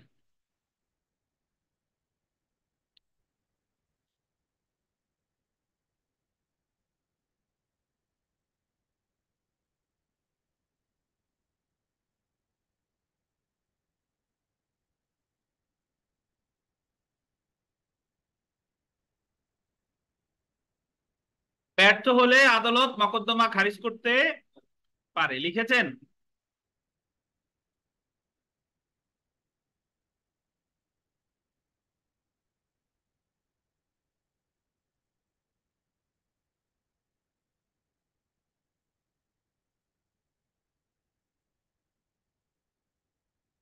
আচ্ছা একটু বুঝেন ভাই, এই জায়গা বলতেছে যে বাদী একটা মামলা করছে, মামলা তো ডেফিনেটলি বাদী করে। এখন বাদী যে মামলা করছে, যে কোনো একটা মামলা, কিন্তু বাদীর বাংলাদেশে কোনো স্থাবর সম্পত্তি নাই, আবার সে থাকে কোথায়? বিদেশে। তো তখন আদালত বাদীকে বলতে পারে যে তোমার যেহেতু এই দেশে কোনো সম্পত্তি নাই, আবার তুমি থাকো কোথায়? বিদেশে, তা তুমি এত টাকা জামানত দিবা, মামলা নিষ্পত্তি না হওয়া পর্যন্ত এত টাকা জামানত দিবা বা এত টাকা খরচ দিবা। যদি সে জামানত বা খরচ কোনোটাই না দেয়, তাহলে আদালত মামলাটা কি করতে পারে? খারিজ করতে পারে। এটাই বলছে কত আদেশে? 25 আদেশে। 25 আদেশ। এখন আপনার কাছে মনে হইতে পারে যে এটা করার কারণ কি, যে তার স্থাবর সম্পত্তি নাই। কারণ হচ্ছে যে অনেক ক্ষেত্রে এরকম তো মনে হইতে পারে যে সে থাকে বিদেশে, বাংলাদেশে শুধু শুধু মামলা একটা করে দিয়ে অপর পক্ষরে কি করতেছে? হয়রানি করতেছে। তো এই কারণে আদালত যদি মনে করে, তাহলে বাদীরে বলতে পারে যে আপনি এত টাকা খরচ বা এত টাকা জামানত দিবেন মামলা নিষ্পত্তি না হওয়া পর্যন্ত। এবং আদালতে বাদী যদি এটা করতে ব্যর্থ হয়, তাহলে আদালত বাদীর মামলা কি করতে পারে? খারিজ করতে পারে। সো আমরা গতকালও লিখিত ক্লাসে একটা জিনিস লিখতে দিছিলাম, আপনাদেরও বারবার আমি বলতেছি যে আপনারা আরজি খারিজ আর মামলা খারিজ বুঝেন না অনেকে। আরজি খারিজ আর মামলা খারিজ বুঝেন না। আমি একটু আপনাদের বলে দিই, দেখেন আরজি খারিজ করে 7 আদেশের 11 বিধিতে 4টা কারণে। কজ অফ অ্যাকশন না থাকলে, মামলার মূল্যমান কম দিলে, মামলার যদি আপনি স্ট্যাম্প পেপার না দেন, আর অন্য কোনো আইন দ্বারা পারিত হলে। আর ভারতের একটা কারণ আছে যে যতগুলো সমন ততগুলো আর্জির অবিকল নকল দিতে হবে, না দিলে আর্জি খারিজ করতে পারে। আর্জি খারিজ একটা ডিগ্রি, আর্জি খারিজ একটা কি ডিগ্রি। আর মামলা খারিজ কেন করে? মামলা খারিজের কোনো নির্দিষ্ট কারণ নাই।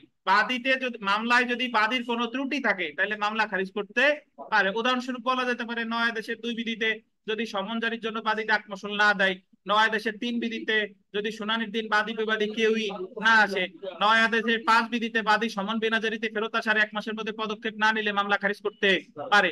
৯ আদেশের ৮ বিধিতে শুনানির দিন বিবাদী আসছে, বাদী আসে নাই, মামলা খারিজ করতে পারে। ১৭ আদেশের ১ বিধিতে অ্যাডজর্নমেন্ট কষ্টের জন্য খরচ দিতে বলছে বাদীরে, বাদী না দিলে মামলা খারিজ করতে পারে। ১১ আদেশের ২১ বিধিতে মামলায় যখন বাদীরে বললো তুমি প্রশ্নমালা দাও, তুমি দলিল দেখাও, সে যদি ব্যর্থ হয় মামলা খারিজ করতে পারে। আবার এই যে ২৫ বিধিতে বাদীরে জামানত প্রদানের কথা বলছে, সে জামানত দিতে ব্যর্থ হয়েছে, কি করতে পারে? মামলা খারিজ করতে পারে। সো মামলা খারিজ কখনো কখনো আপিলযোগ্য আদেশ, কখনো কখনো আপিল অযোগ্য আদেশ। কিন্তু আরজি খারিজ কিন্তু অলওয়েজ কি ডিক্রি, এবং আপিল যোগ্য, এবং ডিক্রিতে আপিল করা যায়। তো এই আর কি, বুঝতে পারছেন যে মামলা খারিজ আর আরজি খারিজ। আচ্ছা, কি যে বুঝতেন আবার পরে ঠিকই দেখেন। আচ্ছা তাহলে দেখেন, বিশেষ বিশেষ ক্ষেত্রে মকদ্দমা, স্পেশাল সুট, সরকার বা সরকারি কর্মচারী কর্তৃক মকদ্দমা বা তাদের বিরুদ্ধে মকদ্দমা। সরকার যদি কারোর বিরুদ্ধে মামলা করে বা সরকারি কর্মচারীর বিরুদ্ধে যদি কেউ মামলা করে, এটা আলোচনা করছে ধারা ৭৯ থেকে ৮১ কত, এবং আদেশ কত ২৭, এটা মনে রাখতে হবে। সরকার বা সরকারি কর্মচারীর বিরুদ্ধে মামলা কত ২৭। দেখেন আমরা ২৩ আদেশ পর্যন্ত একটানা পড়ছি, ২৪ পড়ি নাই, বাদ দিছি, তারপরে বললাম কত ২৫, ২৬ পড়বো সামনে, ২৬ বাদ দিয়ে আসলাম কততে ২৭। ২৭-এ বলছে সরকার বা সরকারি কর্মচারী কর্তৃক মকদ্দমা। তারপর দেখেন সংস্থা কর্তৃক বা সংস্থার বিরুদ্ধে মকদ্দমা কত ২৯। তাহলে ২৮ পড়ে নাই, ২৯ আগেই একটু করছিলাম, আপনাদের মনে আছে কিনা? বিদেশি রাষ্ট্র বা বিদেশি নাগরিক কর্তৃক মকদ্দমা। দেখেন বিদেশি রাষ্ট্র বা বিদেশি নাগরিক কর্তৃক মকদ্দমা কত ৮৩, ৮৪, ৮৫, ৮৬, ৮৭। ধরেন বিদেশি একজন নাগরিক বাংলাদেশে একজনের বিরুদ্ধে মামলা করতে চায়, তাহলে কোন বিধান অনুসরণ করা হবে? ৮৩, ৮৪, ৮৫, ৮৬, ৮৭। তারপরটা দেখেন শাসনতান্ত্রিক আইনের ব্যাখ্যা সম্পর্কে কোনো প্রশ্ন জড়িত থাকলে আদেশ কত ২৭ ক। শাসনতান্ত্রিক আইন মানে সংবিধান, কে সংবিধান। আপনারা এলএলবি 2 ইয়ার্স এর সংবিধান পড়ছেন? কি কয় না, এই যে আপনারা পড়ছেন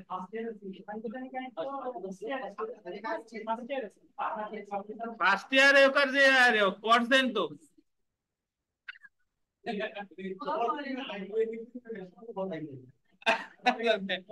দেখেন আচ্ছা, সেটা জানি, সেটা জানি জি। আচ্ছা যাই হোক, তাহলে শাসনতান্ত্রিক আইন মানে কি ভাই? সংবিধান। তাহলে আপনি মনে রাখবেন, এইভাবে পরীক্ষায় প্রশ্ন আসে যে সরকার বা সরকারের বিরুদ্ধে মামলা কত আদেশ ২৭ আদেশ। শাসনতান্ত্রিক আইনের ব্যাখ্যা রিলেটেড কত আদেশ ২৭ ক। ২৭ ক। বিদেশি রাষ্ট্রের নাগরিক যদি মামলা করে ৮৩ থেকে কত ৮৭। পরেরটা পড়েন, নাবালক, নাবালক বা বিকৃত মস্তিষ্ক ব্যক্তি কর্তৃক মামলা কর্তৃক বা তার বিরুদ্ধে মামলা কত আদেশ ৩২ আদেশ। ৬ নম্বরে দেখেন নিঃস্ব ব্যক্তি কর্তৃক কত আদেশ ৩৩ আদেশ।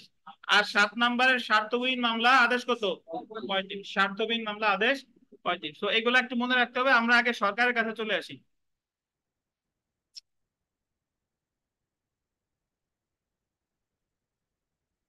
ঠিক আছে,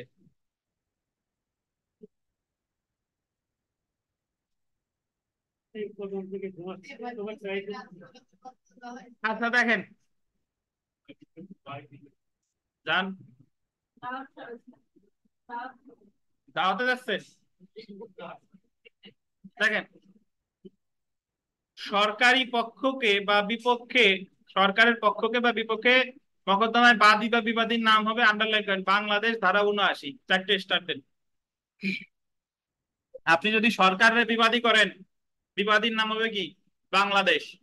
সরকারের বাদী করেন নাম হবে কি? বাংলাদেশ। কত ধারায় বলছে? ৭৯ ধারায়। খুবই গুরুত্বপূর্ণ।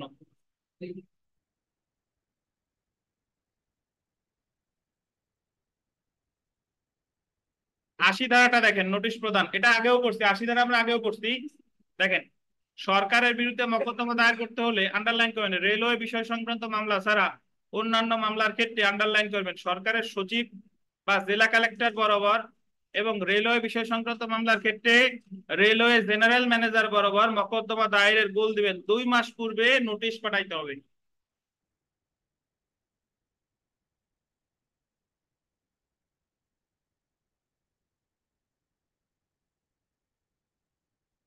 আচ্ছা, এখন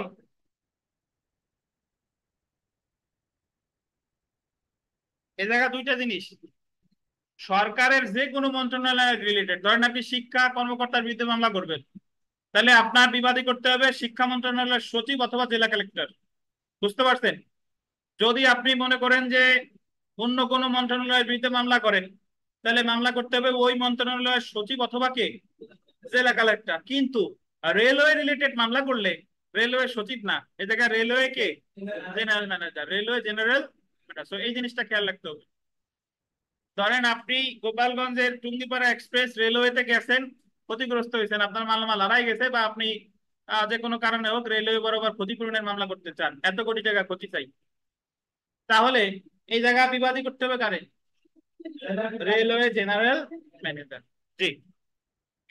তারপরটা দেখেন, নোটিশ প্রদানের 2 মাস পর সরকারের বিরুদ্ধে মোকদ্দমা দায়ের করতে হবে। কয় মাস পর? তার মানে সরকারের নোটিশ দিতে হয় কয় মাস পূর্বে? 2 মাস। তবে বাদী কোনো প্রকার লিখিত বিজ্ঞপ্তি ছাড়া সরকারের বিরুদ্ধে মোকদ্দমা দায়ের করলে আদালত সরকারকে লিখিত বিবৃতি পেশ করতে গোল দিবেন সর্বনিম্ন 3 মাস সময় মঞ্জুর করবে। যদি কোনো লিখিত বিবৃতি ছাড়া, অর্থাৎ আপনি কোনো নোটিশ সরকারে দেন নাই, তাহলে আদালত সরকারের লিখিত ভাবে সময় দিবে কত? এই জায়গায় দুইটা প্রশ্ন আসবে ভাই, যে আপনি যদি নোটিশ দিয়ে সরকারে মামলা করেন, সরকার জবাব দাখিলের জন্য সময় পাবে সাধারণ মানুষ যেভাবে পায় সেভাবে 60 কার্য দিবস। আর যদি কোনো নোটিশ ছাড়া করেন, তাহলে সরকার পাবে কত? সর্বনিম্ন 3 মাস। হ্যাঁ, সর্বনিম্ন 3 মাস মানে কি? আরো বেশিও দিতে পারে। দেখেন, সরকারের বিরুদ্ধে কোনো মোকদ্দমায় প্রদত্ত ডিক্রি সরকার কতদিনের মধ্যে মিটাবে? আন্ডারলাইন করেন। মানে সরকারের বিরুদ্ধে আদালত ডিক্রি দিয়ে দিছে, কতদিনের মধ্যে মিটাবে তা আদালত নির্দিষ্ট করে দিবে। আদালত সরকারের বিরুদ্ধে, আপনি রেলওয়ে ম্যানেজারের কাছে 5 কোটি টাকা ক্ষতিপূরণ চাইলেন, আপনি মামলায় জয়লাভ করছেন, তখন রেলওয়ে জেনারেলে আদালত বলে দিবে যে আপনি এতদিনের মধ্যে এই টাকা দিয়ে দিবেন। যদি উক্ত সময় ডিক্রিটি না মেটানো হয়, ওই সময় সে টাকা পয়সা কি দেয় নাই, তাহলে আদালত, আন্ডারলাইন করবেন, সরকার বরাবর রিপোর্ট করবে। আদালত রিপোর্ট করবে যে কেন এই টাকা পরিশোধ করা হচ্ছে না। যদি ডিক্রিটি এমন রিপোর্টের পর, আন্ডারলাইন 3 মাস পরেও অনিষ্পত্তি থাকে, তাহলে আদালত দেওয়ানি কার্যবিধি অনুযায়ী ডিক্রি জারি করতে। তাহলে একটা জিনিস মনে রাখেন, যে সরকারের বিরুদ্ধে ডিক্রি গেলেই সাথে সাথেই কি জারি মামলা করা যায়? আগে ওই সরকারে বলবে এতদিনের মধ্যে মিটান, যদি না পারে সরকারে বারবার রিপোর্ট করবে, রিপোর্ট করার 3 মাস পরেও যদি কি থাকে, অনিষ্পত্তি অবস্থায়, অনিষ্পন্ন অবস্থায় থাকে, তাহলেই জারি মামলা করা যাবে। জেনে রাখা ভালো, সরকার কর্তৃক বা বিরুদ্ধে কোনো মোকদ্দমা সরকার কর্তৃক উক্ত উদ্দেশ্যে নিযুক্ত ব্যক্তি কর্তৃক আর্জি বা লিখিত জবাব স্বাক্ষরিত হবে, এবং সরকার কর্তৃক বা এইরূপে নিযুক্ত মোকদ্দমার তথ্যগুলি সম্পর্কে সুপরিচিত কোনো ব্যক্তি সত্যতা প্রতিপাদন হবে। সরকারের নিযুক্ত যে ব্যক্তি, সে আর্জি বা লিখিত জবাব স্বাক্ষর করবে। বিগত বছরের প্রশ্নে চলে আসি, যেখানে গুরুত্বপূর্ণ এটা দেখেন, যে লিখিত নোটিশ ছাড়া সরকারের বিরুদ্ধে কোনো মামলা দায়ের করা হলে লিখিত জবাব দাখিলের জন্য সরকার কমপক্ষে কত মাস? কত মাস বলেন? আর বেশি পক্ষে? আর মোটামুটি পক্ষে? দেখেন, 2 নম্বর প্রশ্নটা দেখেন, সরকার পক্ষকে নোটিশ প্রদান না করে দেওয়ানি মামলা করলে সরকার বিবাদীকে লিখিত বর্ণনা দাখিলের জন্য আদালত অনূন্য কতদিনের সময় দিবে? কতদিন? কতদিন বলেন? 3 মাস। আচ্ছা, আমরা প্রায় শেষ প্রান্তে চলে আসছি আজকে পড়ার। দেখেন, গণ উপদ্রব বা পাবলিক নিউসেন্স।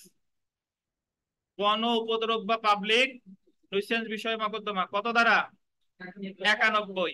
পাবলিক নিউসেন্স সম্পর্কে আমাদের ফৌজদারি দণ্ডবিধিতে কোথায় আছে বলেন? লেখা আছে নাকি? আচ্ছা, লেখা আছে। আমাদের আরিফ সাহেব জানে কিনা, যে সকালে পড়া আছে কিনা ঠিক জানি না। তো আপনাদের না, কে বলছে মোবাইল নাই? ওনার মোবাইল আছে, কোন গ্রুপেও আছে। তাহলে গণ উপদ্রব দেখেন, গণ উপদ্রবের ক্ষেত্রে গোল দিবেন অ্যাটর্নি জেনারেল অথবা 2 বা ততোধিক ব্যক্তি অ্যাটর্নি জেনারেল লিখিত সম্মতিক্রমে, এই শব্দটা গোল দেন, লিখিত সম্মতিক্রমে কোনো বিশেষ ধরনের ক্ষতি না হয়ে থাকলেও কোনো ঘোষণা এবং নিষেধাজ্ঞা অথবা মকদ্দমার পরিস্থিতির আলোকে অন্য কোনো যথাযথ প্রতিকারের দাবিতে দাবিতে একটি মকদ্দমা দায়ের করতে পারে। তাহলে আপনি এই জায়গায় মনে রাখবেন যে আমাদের সিপিসি তে গণ উপদ্রবের মামলা করতে হলে করবে অ্যাটর্নি জেনারেল স্বয়ং করবে, অথবা কে? অ্যাটর্নি জেনারেলের অনুমতিক্রমে কয়জন ব্যক্তি? 2 বা ততোধিক ব্যক্তি। অ্যাটর্নি জেনারেলের কি সম্মতি? লিখিত সম্মতি। এতটুকু মনে রাখলে হবে। 3টা জিনিস মনে রাখবেন। গণ উপদ্রব কত ধারায়? 91 ধারায়। মামলা করতে পারে কে? অ্যাটর্নি জেনারেলের সম্মতিক্রমে কয়জন? কি সম্মতি? লিখিত সম্মতি। জি। এছাড়া গণ উপদ্রব সম্পর্কে আমাদের দণ্ডবিধিতে আছে 268 ধারায় সংজ্ঞা, 290 ধারায় আছে কি? শাস্তি। এছাড়া আমাদের ফৌজদারি কার্যবিধিতে আছে 132 থেকে 143 ধারা পর্যন্ত, বোধহয় 132 থেকে 143 ধারা পর্যন্ত গণ উপদ্রব সম্পর্কে আলোচনা করা হয়েছে। গণ উপদ্রব কি মাসুদ?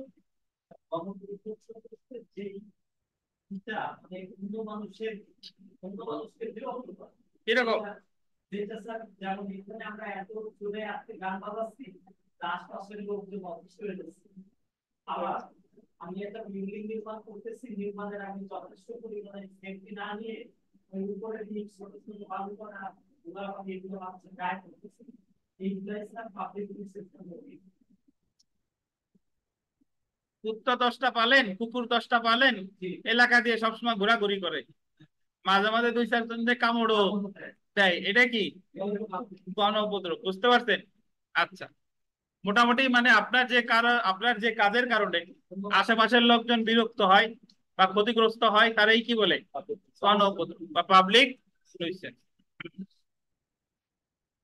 তাহলে 1 নম্বর প্রশ্নটা দেখেন যে the code of civil procedure 1908 অনুযায়ী পাবলিক নিউসেন্স প্রতিরোধে নিষেধাজ্ঞার জন্য কে মামলা করতে পারে?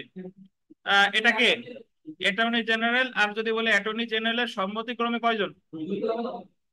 অ্যাটর্নি জেনারেলের সম্মতিক্রমে 2 বা ততোধিক ব্যক্তি। আমরা আরেকটু করবো, আর 5 মিনিট পরে আমাদের বিদায় আর কি, ইনশাল্লাহ। দেখেন, অনলাইনে যারা আছেন লাইন কেটে যাবে, আবার জয়েন করেন প্লিজ।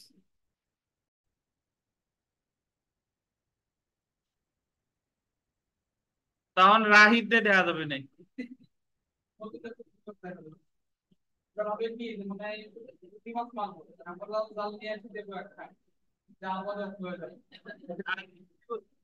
এবার আসতে একটা মাছ পাচ্ছে না। দেখেন, আহ ধারা 92 ভাই। তাহলে আমার মনে রাখতে হবে যে আমরা পড়লাম যেটা পাবলিক নিউসেন্স, এটা মামলা করতে পারে কে? অ্যাটর্নি জেনারেল অথবা অ্যাটর্নি জেনারেল অনুমতি ক্রমে 2 বা ততোধিক। কি অনুমতি, মৌখিক না লিখিত? কত ধারায়? এবার আসেন জনদাতব্য, পাবলিক চ্যারিটি। পাবলিক চ্যারিটি কোন ধর্মীয় বা দাতব্য উদ্দেশ্যে মানে দাঁত তোলার যে হাসপাতাল নাকি, কোন ওই যে আপনার আছে দাতব্য হসপিটাল প্রতিষ্ঠার উদ্দেশ্যে। কেউ লেখেন নাই যে আমাদের এলাকায় সকল ধরনের হাসপাতাল আছে কিন্তু দাঁতের কোনো হাসপাতাল নাই? লেখেন নাই? মোনালিসা লেখছে তো, পরীক্ষার খাতায় লেখেন নাই কোনোদিন? আচ্ছা, দেখেন, তাহলে কোন ধর্মীয় বা দাতব্য উদ্দেশ্যে সৃষ্ট প্রত্যক্ষ বা পরোক্ষ জিম্মা লঙ্ঘনের ক্ষেত্রে অথবা অনুরূপ জিম্মার পরিচালনার ব্যাপারে আদালতের নির্দেশ গ্রহণের প্রয়োজনীয়তা দেখা দিলে গোল দিবেন অ্যাটর্নি জেনারেল বা অ্যাটর্নি জেনারেল লিখিত অনুমতি ক্রমে উক্ত জিম্মায় স্বার্থ সংশ্লিষ্ট গোল দিবেন, দুই বা ততোধিক ব্যক্তি বিবাদীকে জড়িত হোক বা না হোক জনদাতব্য বিষয়ে কোনো ওসিকে, ওসি শব্দটা বললেন, ওসি, ওসি মানে হচ্ছে ট্রাস্টিকে অপসারণ করতে বা নতুন ইস্যু নিয়োগ করতে বা ওসির উপর কোনো সম্পত্তি ন্যস্তকরণ ইত্যাদি বিষয়ে ডিগ্রি লাভের জন্য মকদ্দমা দায়ের করতে পারে। ধরেন জিয়া অরফানেজ ট্রাস্ট, নাম শুনছেন? খালেদা জিয়া, বেগম খালেদা জিয়াকে যে মামলায়, ফৌজদারি মামলায় 5 বছরের কারাদণ্ড দেওয়া হয়েছে, তা ওই মামলা ওই ওই জিয়া অরফানেজ যে ট্রাস্ট, একটা ট্রাস্ট গঠন করে জনদাতব্য উদ্দেশ্যে, মানে এতিম বাচ্চা কাচ্চাদের, তো ওখানকার ধরেন ট্রাস্টি ছিল খালেদা জিয়া উদাহরণস্বরূপ বলি। তা উনি যে টাকা যে আত্মসাৎ করছে, ওনার ভিতরে মামলা হচ্ছে ক্রিমিনাল ব্রেস অফ ট্রাস্ট, দণ্ডবিধি যখন আমরা শেষ করলাম 409 ধারায় মামলা, 409 ধারায় মামলা, এবং ওনাকে 5 বছরের কারাদণ্ড দেওয়া হয়েছে, যদিও 2 বছর খাটার পর উনি এই মুহূর্তে কি আছে, মুক্ত আছে। তো এখন ওনার বিরুদ্ধে যদি আপনার মামলা করা হতো দেওয়ানি মামলা, জনদাতব্য, যেহেতু ট্রাস্টটা একটা জনদাতব্য বিষয়, মানে জনকল্যাণে যে জিনিস গঠন করা হয় সেটাকে বলে জনদাতব্য প্রতিষ্ঠান, তাহলে উনার বিরুদ্ধে যদি দেওয়ানি মামলা করা হতো যে উনার ওই ট্রাস্ট রিলেটেড অনিয়মের জন্য, তাহলে দেওয়ানি মামলা করতো কে ভাই? অ্যাটর্নি জেনারেল, অথবা অ্যাটর্নি জেনারেলের অনুমতি ক্রমে কয়জন ব্যক্তি? দুই বা ততোধিক ব্যক্তি। বুঝতে পারছেন? তাহলে জনদাতব্য রিলেটেড বিষয়ে মকদ্দমা সম্পর্কে বলছে কত ধারায়? 92 ধারায়। আর যদি বলি 91 ধারায় কি বলছে? পাবলিক, উভয় ক্ষেত্রেই কিন্তু পরে অ্যাটর্নি জেনারেল অথবা কি দুই বা ততোধিক ব্যক্তি, এতটুকু খেয়াল রাখেন। তো আমরা জেনে রাখা ভালো। আমরা প্রায় শেষ পর্যায়ে চলে এসেছি। দেখেন 2 নম্বর প্রশ্নটা দেখেন যে সরকারের বিরুদ্ধে মকদ্দমা দায়ের করতে হলে রেলওয়ে বিষয় সংক্রান্ত মামলা ছাড়া অন্যান্য মামলার ক্ষেত্রে নোটিশ দিতে হবে কাকে? জেলা কালেক্টরকে অথবা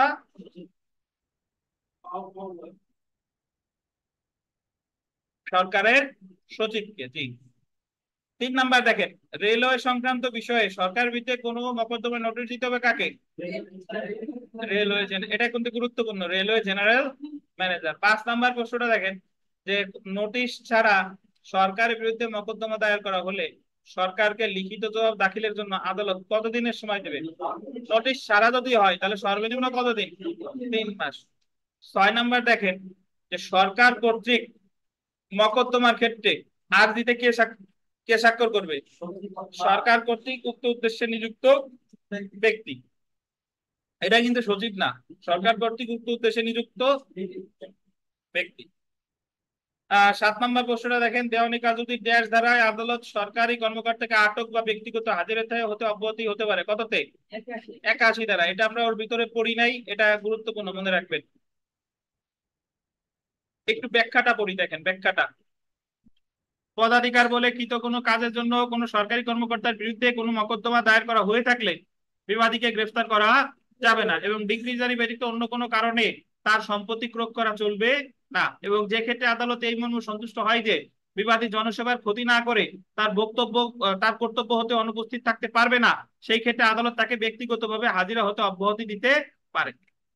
8 নম্বর প্রশ্নটা দেখেন, 8 খুবই গুরুত্বপূর্ণ, 3টে স্টার দেন। শাসনতান্ত্রিক আইনের ব্যাখ্যা বা interpretation as to constitution, interpretation শব্দের অর্থ হলো ব্যাখ্যা, সম্পর্কিত কোনো গুরুত্বপূর্ণ প্রশ্ন যদি সরকার সম্পর্কিত হয় তাহলে কাকে নোটিশ না দেওয়া পর্যন্ত আদালত প্রশ্নটি নিষ্পত্তি করবে না? কাকে?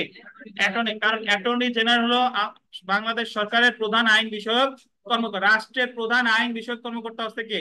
Attorney general. অ্যাটর্নি জেনারেল একজন আইনমন্ত্রীর পদমর্যাদা সম্পন্ন। বর্তমানে অ্যাটর্নি জেনারেল কে বলেন? আমির উদ্দিন স্যার। জি। আচ্ছা, তারপরেরটা দেখেন, কর্পোরেশন কর্তৃপক্ষ কিংবা এর বিরুদ্ধে কোনো মামলায় কর্পোরেশনের পক্ষে আর্জি বা লিখিতভাবে স্বাক্ষর বা সত্যতা প্রতিপাদন করবে কে? কর্পোরেশনের সেক্রেটারি, ডাইরেক্টর, মুখ্য কর্মকর্তা, উপরের কে? সবগুলা।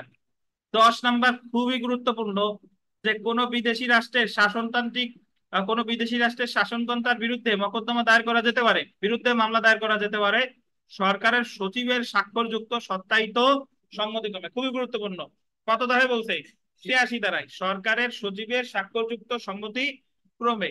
11 নম্বর দেখেন, কূটনৈতিক প্রতিনিধির বিরুদ্ধে মকদ্দমা, সুটস এগেইনস্ট ডিপ্লোম্যাটিক এজেন্ট। দায়ের করা যায় কত দ্বারাই? 86 ক দ্বারাই। 86 ক দ্বারাই। কূটনৈতিক প্রতিনিধি মানে রাষ্ট্রদূত, মানে রাষ্ট্রদূতের বিরুদ্ধে বা কূটনৈতিক প্রতিনিধির বিরুদ্ধে মামলা করা যায় কত দেয়? 86 ক। 86 ক। তো আজকে এই পর্যন্তই থাক, ধন্যবাদ।